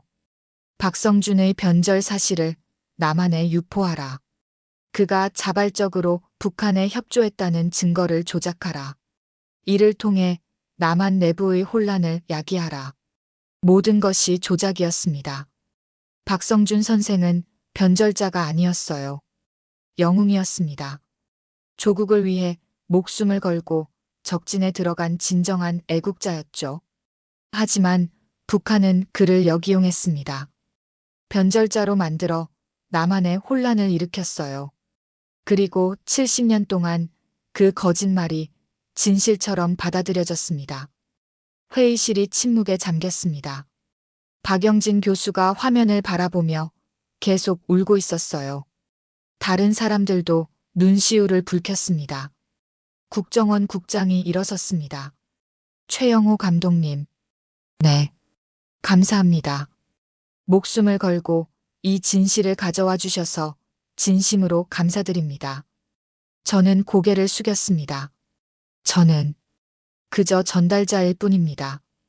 진정한 영웅은 리철수 부부장님입니다. 박영진 교수가 제게 다가왔어요. 손을 잡았습니다. 떨리는 손이었어요. 감독님, 우리 가족의 은인이십니다. 70년 동안 우리는 변절자의 후손으로 살아왔습니다. 손가락질을 받았고 차별을 받았어요. 하지만 이제 그분이 목이 메었습니다. 이제 할아버지의 명예를 되찾았습니다. 할아버지가 영웅이었다는 것을, 조국을 위해 싸우다 돌아가셨다는 것을 증명할 수 있게 됐어요. 저는 그분의 손을 꽉 잡았습니다. 고맙다는 말씀은 리철수 부부장님께 해주십시오. 그분이 목숨을 걸고 이 진실을 지켰습니다. 그분이 없었다면 이 모든 것이 불가능했을 겁니다. 리철수 선생님도 기억하겠습니다. 반드시요. 회의가 끝났습니다. 국정원 국장이 말했습니다. 이 내용은 즉시 정부에 보고하겠습니다. 박성준 선생의 명예회복 절차를 시작할 것이고 공식 사과문을 발표할 겁니다. 감사합니다. 저는 회의실을 나섰어요. 복도를 걸으며 창밖을 바라봤습니다. 서울의 하늘이 푸르렀어요. 해냈습니다. 리철수 부부장의 유언을 지켰어요. 70년 동안 감춰진 진실을 세상에 드러냈습니다. 한 독립운동가의 명예를 회복시켰죠. 앵무새가 제 옆으로 왔습니다. 선생님, 정말 대단하세요. 아니요. 우리 모두가 함께 해낸 거요. 이제 어떻게 하실 거예요? 저는 잠시 생각했습니다. 모르겠소. 아직 생각해보지 못했소. 돌아가실 수는 없잖아요. 북한으로요. 그렇소. 이제 저는 이곳 사람이요. 남한 사람 말이요. 우리는 국정원 건물을 나섰습니다. 서울 거리를 걸었어요. 낯설었습니다. 모든 게 달랐어요. 사람들의 옷차림, 말투, 걸음걸이까지 평양과는 완전히 달랐습니다. 선생님, 배고프시죠? 식사하러 가요. 그러시다. 앵무새가 저를 작은 식당으로 안내했습니다. 여기는 북한 음식을 파는 곳이에요. 탈북자들이 자주 오죠. 우리는 식당에 들어갔어요. 평양냉면과 김치찌개를 주문했습니다. 음식이 나왔어요. 한 입 먹는 순간 눈물이 났습니다. 고향 맛이었어요. 북한에서 먹던 그 맛이었습니다. 괜찮으세요? 괜찮소. 그냥 옛날 생각이 나서 그러오. 식사를 마쳤습니다. 밖으로 나왔어요. 해가 지고 있었습니다. 서울의 석양이 아름다웠어요. 선생님, 저기 좀 보세요. 앵무새가 가리킨 곳을 봤습니다. 전광판이었어요. 뉴스가 나오고 있었습니다. 독립운동가 박성준 선생 명예회복. 70년 만의 진실. 제 얼굴이 화면에 나왔습니다. 북한 최고 안무가 최영호 씨, 목숨 걸고 진실 전달. 사람들이 전광판을 보며 수군거렸어요. 저 사람이 북한에서 온 사람이래. 대단하네. 목숨을 걸고 진실을 가져왔다니. 저는 모자를 깊이 눌렀었습니다. 가시다. 사람들이 알아볼 것 같소. 우리는 그 자리를 떠났습니다. 국정원에서 마련해준 임시 숙소로 갔어요. 작은 아파트였습니다. 여기서 당분간 지내세요. 안전합니다. 박진수가 말했습니다. 감사합니다. 혼자 남았습니다. 아파트는 조용했어요. 저는 소파에 앉아 창밖을 바라봤습니다. 서울의 야경이 펼쳐져 있었어요. 수많은 불빛들이 반짝이고 있었습니다. 저 불빛 하나하나가 사람들의 삶이겠죠. 자유롭게 살아가는 사람들의 삶이었습니다. 저도 이제 그들 중 하나가 됐어요. 자유로운 사람. 하지만 동시에 고향을 잃은 사람이기도 했습니다. 복잡한 감정이 밀려왔어요. 기쁨과 슬픔, 희망과 상실감이 뒤섞였습니다. 저는 눈을 감았습니다.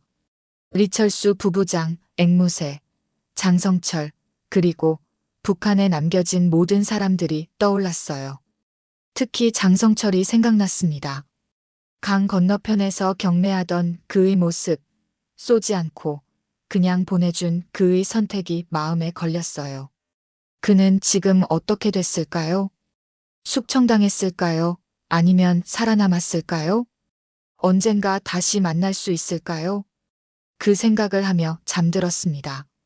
일주일이 지났습니다. 그 일주일 동안 세상이 들썩였어요. 박성준 선생의 진실이 언론에 대대적으로 보도됐습니다. 신문 일면을 장식했고 텔레비전 뉴스마다 특집으로 다뤘죠. 정부에서 공식 사과문을 발표했습니다. 70년 동안 박성준 선생과 그 가족들에게 씌워진 누명에 대해 진심으로 사과드립니다. 선생은 변절자가 아니었습니다. 조국을 위해 목숨을 바친 진정한 애국자였습니다. 대통령이 직접 박영진 교수 가족을 청와대로 초청했어요. 뉴스에서 그 장면이 나왔습니다. 저는 아파트에서 그 뉴스를 봤어요. 박영진 교수가 대통령 앞에서 할아버지의 사진을 들고 계셨습니다. 눈물을 흘리고 계셨죠. 할아버지, 이제 편히 쉬세요. 명예를 되찾았습니다. 제 눈에도 눈물이 맺혔습니다. 해냈어요. 정말로 해냈습니다. 일주일 후 박영진 교수가 저를 찾아왔습니다. 감독님, 뵙고 싶었습니다. 교수님, 어떻게 오셨습니까? 감사 인사를 드리러 왔습니다. 교수님이 깊이 고개를 숙였어요. 감독님이 아니었다면 우리 가족은 평생 변절자의 후손으로 살았을 겁니다. 감독님은 우리 가족의 은인이십니다. 아닙니다. 리철수 부부장님께 감사하십시오. 그분도 잊지 않겠습니다. 정부에서 리철수 선생에게도 훈장을 추서하기로 했습니다. 저는 놀랐습니다. 정말입니까? 네. 비록 북한 사람이지만 진실을 지키기 위해 목숨을 바친 분입니다. 마땅히 기려져야 합니다. 교수님이 봉투 하나를 꺼냈습니다. 이건 우리 가족의 작은 성의입니다. 받을 수 없습니다.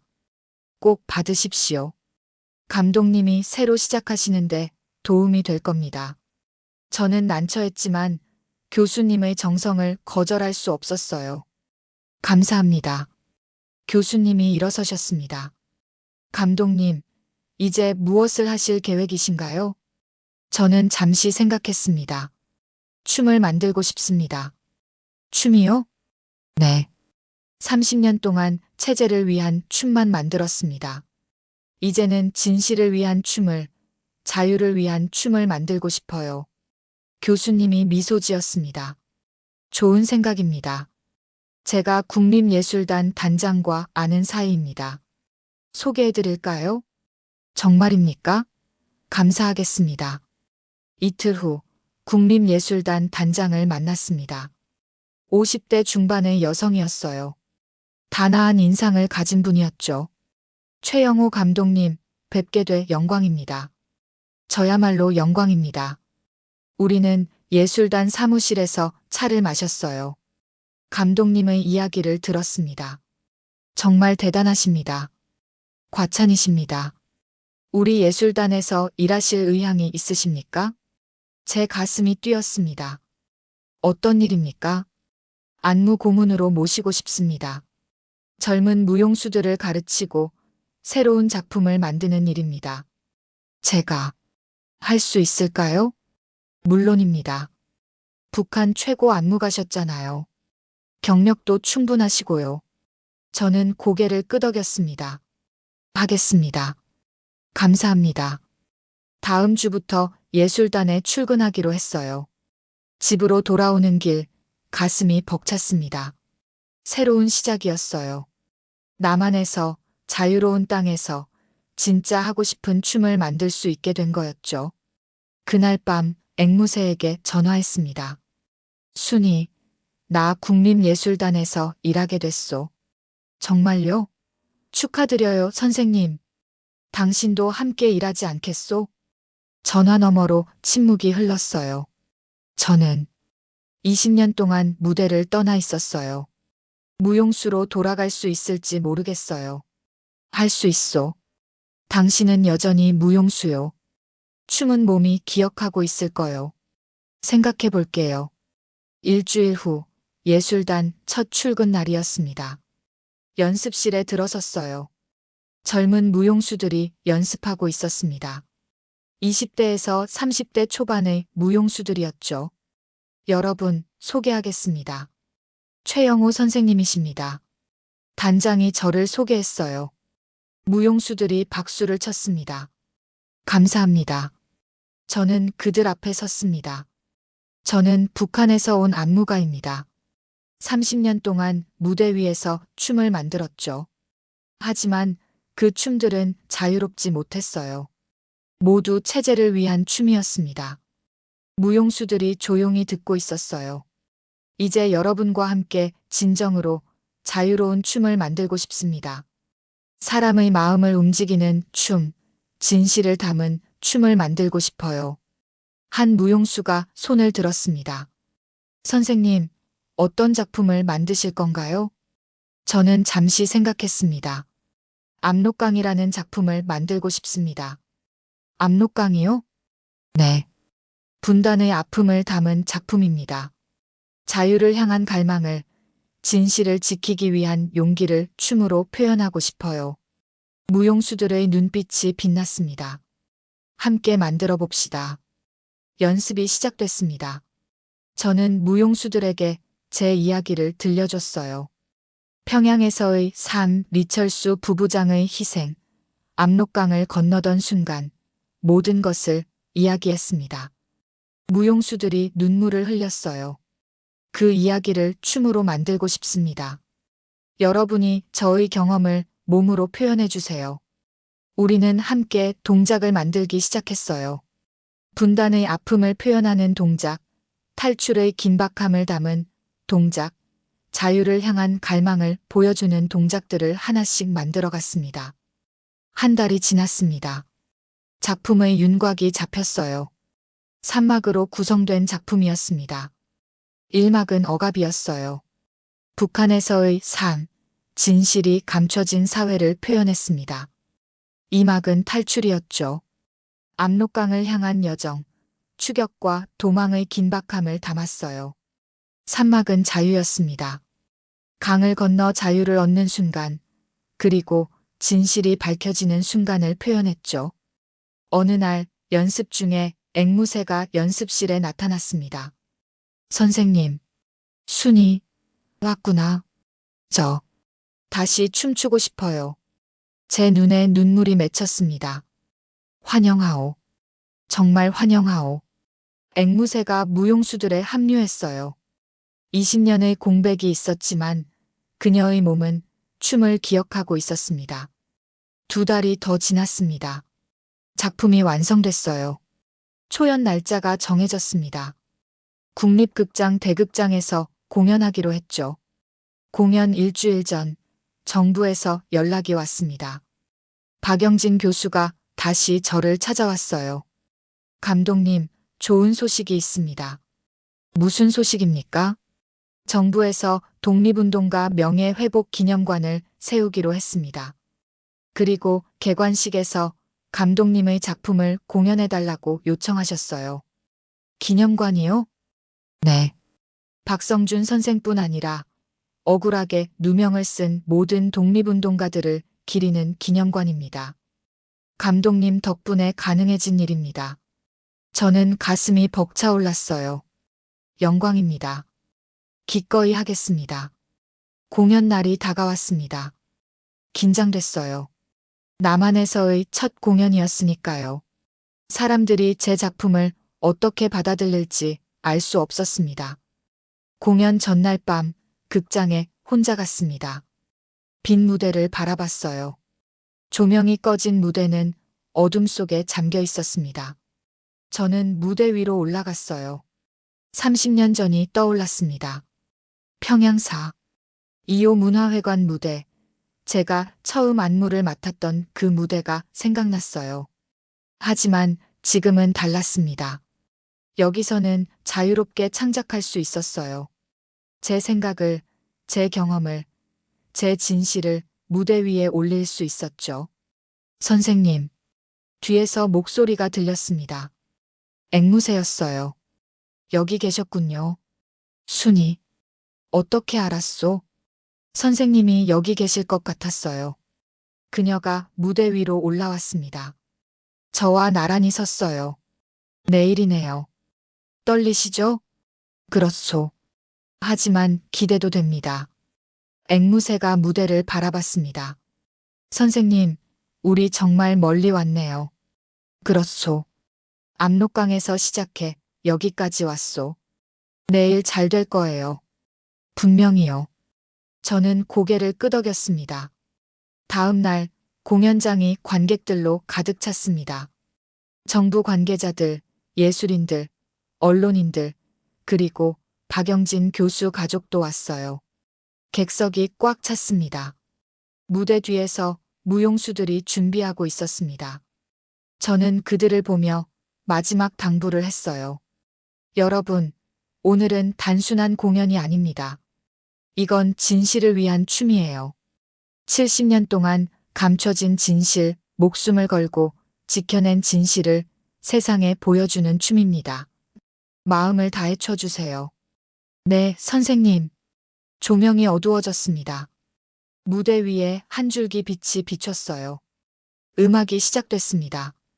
첼로의 낮은 소리가 극장을 채웠죠. 1막이 시작됐습니다. 무용수들이 무대로 나왔어요. 억압받는 사람들의 모습을 표현했습니다. 몸을 웅크리고 고개를 숙이고 자유를 잃은 사람들의 춤이었어요. 하지만 한 무용수가 일어섰습니다. 저항하기 시작했어요. 다른 무용수들도 하나둘 일어났습니다. 2막이 시작됐습니다. 탈출의 장면이었어요. 무용수들이 무대를 가로질렀습니다. 추격당하고 도망치고 장애물을 넘고 끝없이 달렸어요. 음악이 점점 빨라졌습니다. 긴장감이 극에 달했죠. 그리고 마지막 장면. 앵무새가 홀로 무대 중앙에 섰습니다. 강을 건너는 장면이었어요. 그녀가 팔을 저으며 전진했습니다. 총소리를 표현하는 타악기 소리가 울렸어요. 그녀가 어깨를 움켜쥐며 쓰러질 듯 했지만 다시 일어났습니다. 계속 앞으로 나아갔어요. 마침내 무대 끝에 도착했습니다. 자유의 땅이었어요. 3막이 시작됐습니다. 모든 무용수들이 무대로 나왔어요. 그들은 서로의 손을 잡았습니다. 함께 춤췄죠.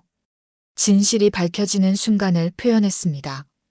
70년 동안 감춰진 진실이 세상에 드러나는 순간이었어요. 음악이 절정에 달했습니다. 무용수들이 마지막 동작을 취했어요. 모두가 하늘을 향해 손을 뻗었습니다. 희망을, 자유를, 진실을 향해 손을 뻗었죠. 조명이 꺼졌습니다. 극장이 조용해졌어요. 잠시 침묵이 흘렀습니다. 그리고 박수가 터져나왔습니다. 우레와 같은 박수였어요. 사람들이 일어섰습니다. 기립박수였죠. 저는 무대 뒤에서 그 소리를 들었습니다. 눈물이 났어요. 30년 동안 무대 위에서 일했지만 이런 박수는 처음이었습니다. 진심에서 우러나온 박수, 감동에서 나온 박수였죠. 무용수들이 무대로 저를 불렀습니다. 저는 무대 위로 올라갔어요. 관객들이 더 큰 박수를 쳤습니다. 저는 고개를 숙여 인사했어요. 감사합니다. 박영진 교수가 일어나 박수를 치고 계셨어요. 눈물을 흘리며요. 공연이 끝났습니다. 극장을 나오는데 많은 사람들이 저를 기다리고 있었어요. 감독님, 감동적이었습니다. 정말 훌륭한 작품이었어요. 눈물이 났습니다. 사람들이 악수를 청했어요. 저는 한 사람 한 사람과 악수했습니다. 밤 공기를 마셨습니다. 서울의 밤이었어요. 별들이 하늘에 떠 있었습니다. 앵무새가 제 옆으로 왔습니다. 선생님, 해냈어요. 정말 해냈어요. 우리가 함께 해낸 거요. 우리는 거리를 걸었습니다. 선생님, 응? 행복하세요? 저는 잠시 생각했습니다. 그렇소. 행복하오. 비록 고향을 떠났지만, 비록 다시는 돌아갈 수 없지만, 저는 지금 행복하오. 진실을 지켰고, 자유를 얻었고, 하고 싶은 일을 하고 있으니까요. 앵무새가 미소 지었습니다. 저도 그래요. 우리는 한강을 향해 걸었습니다. 강물이 흐르고 있었어요. 압록강처럼 세차게 흐르고 있었습니다. 하지만 이 강은 자유의 강이었죠. 앵무새가 북쪽을 가리켰습니다. 저 너머가 북한이에요. 그렇소. 언젠가 다시 하나가 될까요? 저는 북쪽을 바라봤습니다. 그렇게 될 거요. 언젠가는 말이요. 우리가 시작한 이 작은 진실이 언젠가 큰 변화를 만들 거요. 저는 주머니에서 작은 종이를 꺼냈습니다. 리철수 부부장의 이름을 쓴 종이였어요. 부부장님, 약속을 지켰습니다. 진실을 전했어요. 편히 쉬십시오. 종이를 강물에 띄웠습니다. 종이가 물 위를 떠내려갔어요. 북쪽을 향해 흘러갔습니다. 바람이 불었습니다. 따뜻한 바람이었어요. 봄이 오고 있었습니다. 석 달이 지났습니다. 압록강 작품은 큰 성공을 거뒀어요. 전국을 순회 공연했고 해외에서도 초청이 들어왔습니다. 저는 바쁜 나날을 보냈죠. 어느 날 아침 국정원에서 긴급 연락이 왔습니다. 감독님, 지금 당장 본부로 와주십시오. 무슨 일입니까? 전화로는 말씀드릴 수 없습니다. 빨리 오세요. 저는 서둘러 국정원으로 갔습니다. 회의실에 들어서자 박진수 요원이 심각한 표정으로 앉아 있었어요. 무슨 일입니까? 앉으십시오. 저는 의자에 앉았습니다. 가슴이 두근거렸어요. 박진수가 서류를 내밀었습니다. 북한에서 변화가 있습니다. 무슨 변화요? 장성철 국장이 숙청됐습니다. 제 심장이 쿵 하고 내려앉았습니다. 뭐라고요? 최 감독님을 놓친 책임을 물어 숙청됐습니다. 보위부 국장직에서 해임되고 지방으로 좌천됐어요. 저는 말문이 막혔습니다. 장성철, 제 옛 제자가 저 때문에 숙청당했다니. 복잡한 감정이 밀려왔어요. 그런데 더 중요한 정보가 있습니다. 뭡니까? 박진수가 또 다른 서류를 꺼냈습니다. 장성철이 탈북을 시도하고 있다는 첩보입니다. 탈북을요? 네. 중국 내부 소식통에 따르면 장성철이 압록강 근처에 나타났다고 합니다. 탈북 브로커와 접촉한 정황도 포착됐고요. 제 손이 떨렸습니다. 확실한 정보입니까? 100%는 아닙니다. 하지만 신뢰도가 높은 정보원입니다. 저는 창밖을 바라봤습니다. 장성철이 탈북을 시도한다니. 권력을 잃고 좌천당하고 이제는 자신도 도망치려는 것일까요? 만약 장성철이 탈북에 성공하면 어떻게 됩니까? 당연히 남한으로 올 겁니다. 그리고 박진수가 말을 멈췄습니다. 그리고 감독님을 만나고 싶어 할 겁니다. 저는 고개를 끄덕였습니다. 알겠습니다. 만약 그가 온다면 저에게 연락해 주십시오. 그렇게 하겠습니다. 집으로 돌아오는 길 머릿속이 복잡했습니다. 장성철. 20년 전 제 제자였던 그 소년이 이제 저처럼 도망자가 되려 하고 있었어요. 권력을 선택했던 그가, 예술을 버렸던 그가, 이제는 모든 것을 잃고 강을 건너려 하고 있었습니다. 한 달이 지났습니다. 장성철 소식은 없었어요. 탈북에 실패했을지도 아니면 체포됐을지도 몰랐죠. 저는 기다렸습니다. 어느 날 밤 전화벨이 울렸습니다. 박진수였어요. 감독님, 장성철이 중국에 들어왔습니다. 정말입니까? 네. 지금 베이징 한국 대사관에 있습니다. 그런데 뭡니까? 감독님을 꼭 만나고 싶다고 합니다. 저는 잠시 침묵했습니다. 알겠습니다. 만나겠습니다. 내일 인천공항으로 들어옵니다. 오시겠습니까? 가겠습니다. 다음 날 인천공항 귀빈실에서 기다렸습니다.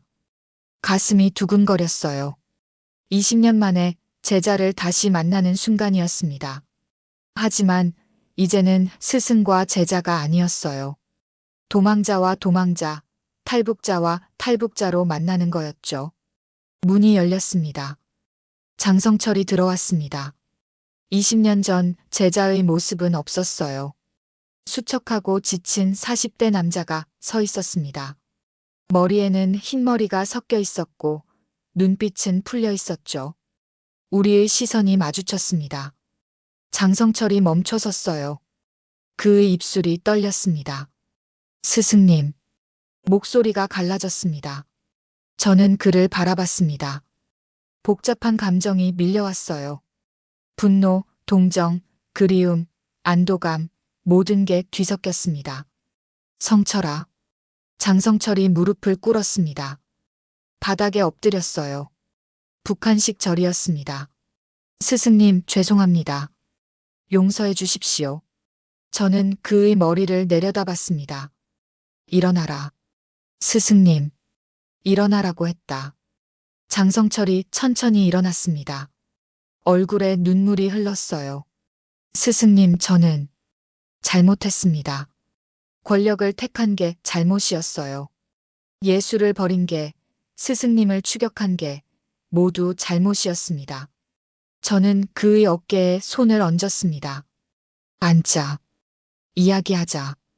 우리는 소파에 앉았습니다. 잠시 침묵이 흘렀어요. 장성철이 먼저 입을 열었습니다. 압록강에서. 그날 밤 말입니다. 저는 그날을 떠올렸습니다. 왜 쏘지 않았느냐? 장성철이 고개를 숙였습니다. 쏠 수 없었습니다. 스승님이었으니까요. 그리고 스승님이 옳다는 걸 알았으니까요. 알고 있었다고? 네. 메모리의 내용을 저도 알고 있었습니다. 저는 놀랐습니다. 어떻게? 보위부 국장이었으니까요. 모든 기밀을 열람할 수 있었습니다.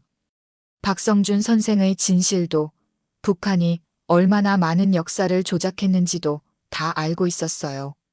그런데 왜 저를 쫓았느냐? 장성철이 씁쓸하게 웃었습니다. 명령이었으니까요. 그리고 저는 명령에 복종하는 게 익숙했습니다. 권력을 지키는 게 제 삶의 전부였어요. 하지만 마지막에는 쏘지 않았다. 네. 그 순간 깨달았습니다. 제가 잘못된 편에 서 있다는 걸요. 스승님이 진짜 용기 있는 사람이고 저는 비겁한 사람이라는 걸요. 저는 그의 눈을 바라봤습니다. 그래서 탈북을 결심한 거냐? 네. 좌천당하고 감시당하고 언젠가는 숙청당할 거라는 걸 알았어요. 하지만 그것보다 더 견딜 수 없었던 건 제 자신이었습니다. 거울을 볼 때마다 역겨웠어요. 권력을 위해 영혼을 팔아버린 제 모습이요. 장성철이 울기 시작했습니다. 스승님, 저는 괴물이었습니다. 20년 동안 얼마나 많은 사람들을 고통스럽게 했는지 모릅니다. 탈북자들을, 반체제 인사들을, 죄 없는 사람들까지. 저는 용서받을 수 없습니다. 저는 그의 등을 두드렸습니다. 성철아. 네, 스승님. 과거는 바꿀 수 없다. 하지만 미래는 바꿀 수 있어. 장성철이 저를 바라봤습니다. 저 같은 사람도 다시 시작할 수 있을까요? 물론이다. 내가 진심으로 뉘우치고 새로운 삶을 산다면 말이다. 어떻게 해야 합니까? 저는 잠시 생각했습니다. 춤으로 돌아가라. 춤이요? 그렇다. 너는 본래 무용수였어. 재능도 있었고 20년 동안 권력의 길을 걸었지만 내 안의 예술은 죽지 않았을 거야. 장성철이 고개를 저었습니다. 저는 더 이상 무용수가 아닙니다. 몸도 망가졌고 마음도 망가졌어요. 아니다. 저는 단호하게 말했습니다. 너는 여전히 무용수다. 무대를 떠났어도 권력의 길을 걸었어도 춤은 내 몸에 남아있어. 다시 시작할 수 있어. 정말 그럴 수 있을까요? 그렇다. 내가 도와주마. 장성철이 제 손을 잡았습니다. 감사합니다, 스승님. 기회를 주셔서 감사합니다. 우리는 공항을 나섰습니다. 서울의 하늘이 푸르렀어요. 장성철이 그 하늘을 올려다봤습니다. 자유로운 하늘이네요. 그렇다. 이제 너도 자유다. 저는 그를 국정원이 마련한 숙소로 데려갔습니다. 여기서 일주일 정도 쉬어라. 몸과 마음을 추스르고 새로운 삶을 준비해라. 알겠습니다, 스승님. 일주일이 지났습니다. 장성철에게 연락했어요. 나와라. 데려갈 곳이 있다. 국립예술단 연습실로 갔습니다. 장성철이 연습실 문 앞에서 망설였어요. 스승님, 저 같은 사람이 여기 와도 됩니까? 된다. 들어가자. 연습실에 들어갔습니다. 무용수들이 연습하고 있었어요. 여러분, 잠시 멈추세요. 무용수들이 연습을 멈췄습니다. 저는 장성철을 그들 앞에 세웠어요. 소개하겠습니다. 장성철입니다. 오늘부터 우리와 함께 연습할 겁니다. 무용수들이 수근거렸습니다. 저 사람, 북한 보위부 출신 아니에요? 스승님을 추격했던 사람이잖아요. 장성철이 고개를 숙였습니다. 죄송합니다.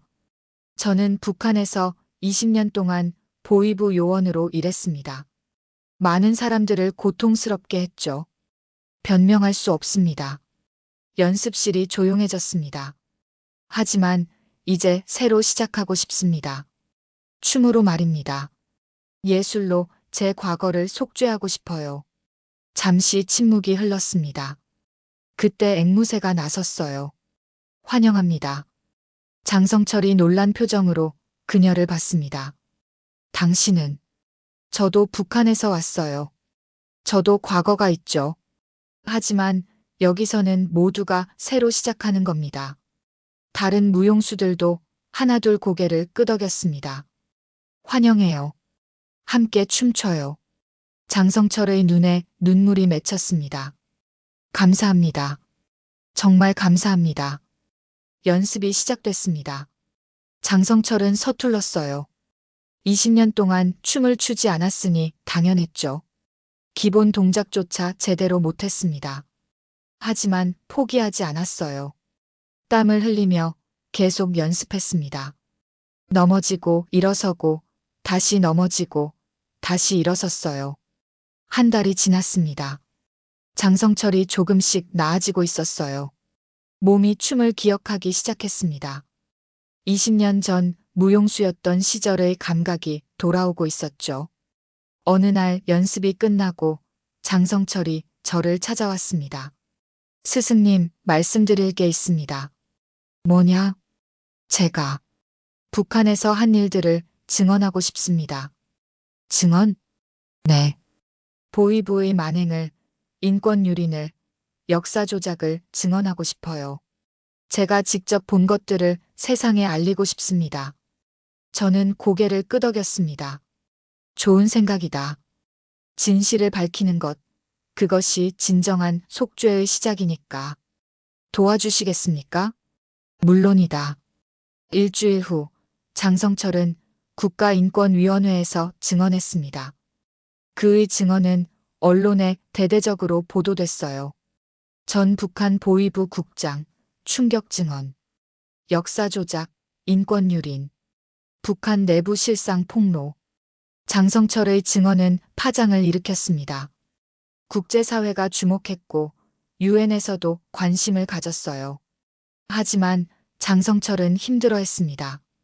스승님, 제가 한 일들을 말할 때마다 너무 괴롭습니다. 견뎌내야 한다. 그게 내가 선택한 길이니까. 네, 알고 있습니다. 석 달이 더 지났습니다. 장성철의 실력이 많이 늘었어요. 이제 다른 무용수들과 함께 춤출 수 있을 정도가 됐습니다. 저는 새로운 작품을 구상하기 시작했어요. 제목은 귀환이었습니다. 고향으로 돌아가지 못하는 사람들의 이야기, 그들의 아픔과 희망을 담은 작품이었죠. 성철아, 이 작품에서 주역을 맡아라. 제가요? 그렇다. 내 이야기를 춤으로 표현하는 거다. 권력을 잃고 고향을 떠나고 새로운 삶을 찾는 한 남자의 이야기를 말이야. 장성철이 망설였습니다. 제가 할 수 있을까요? 할 수 있다. 내 진심을 춤에 담아라. 연습이 시작됐습니다. 장성철은 온 힘을 다했어요. 자신의 아픔을, 후회를, 그리고 희망을 춤으로 표현했습니다. 2달 후 작품이 완성됐습니다. 초연 날짜가 정해졌어요. 다시 국립극장 대극장이었습니다. 공연 전날 밤 장성철이 저를 찾아왔습니다. 스승님, 떨립니다. 당연하다. 내 인생을 무대에 올리는 거니까. 잘할 수 있을까요? 저는 그의 어깨를 두드렸습니다. 진심을 다하면 된다. 완벽할 필요는 없어. 내 진심만 관객들에게 전하면 돼. 알겠습니다, 스승님. 다음 날 공연이 시작됐습니다. 막이 올랐어요. 장성철이 무대 중앙에 섰습니다. 그의 춤이 시작됐습니다. 권력을 향한 욕망, 그리고 그것을 잃는 순간, 도망치는 두려움, 새로운 땅에서의 혼란, 모든 것이 그의 몸을 통해 표현됐습니다. 마지막 장면이었습니다. 장성철이 북쪽을 향해 섰어요. 한 발을 내디뎠습니다. 하지만 갈 수 없었죠. 고향은 너무 멀었습니다. 그는 무릎을 꿇었습니다. 고개를 숙였어요. 용서를 구하는 동작이었습니다. 조명이 천천히 어두워졌습니다. 박수가 터져 나왔습니다. 사람들이 일어섰어요. 또다시 기립박수였습니다. 저는 무대 뒤에서 그 장면을 봤습니다. 장성철이 해냈어요.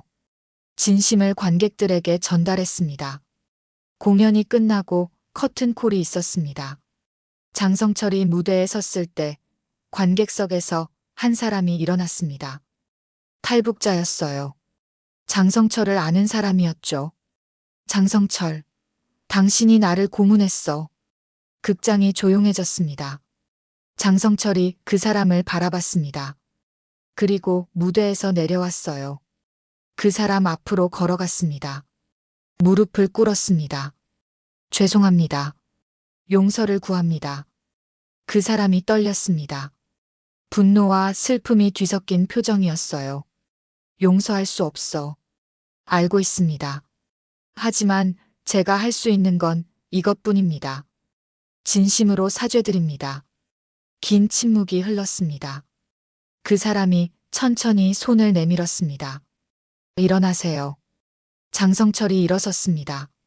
용서는 못해도 당신이 변하려 노력하는 건 인정하겠습니다. 장성철이 고개를 숙였습니다. 감사합니다. 극장에 다시 박수가 울렸습니다. 더 큰 박수였어요. 사람들이 울고 있었습니다. 저도 울었습니다. 진정한 화해를 본 순간이었습니다. 지금까지 이야기 어떠셨나요? 여러분들은 통일되기를 바라시나요? 바라신다면 우리의 소원은 통일이라고 꼭 댓글 남겨주세요. 통일 반대하신다면 북한 망해라라고 댓글 남겨주세요. 우리 부모님들의 생각이 궁금합니다. 구독과 좋아요는 애국하는 길입니다. 꼭 눌러주세요.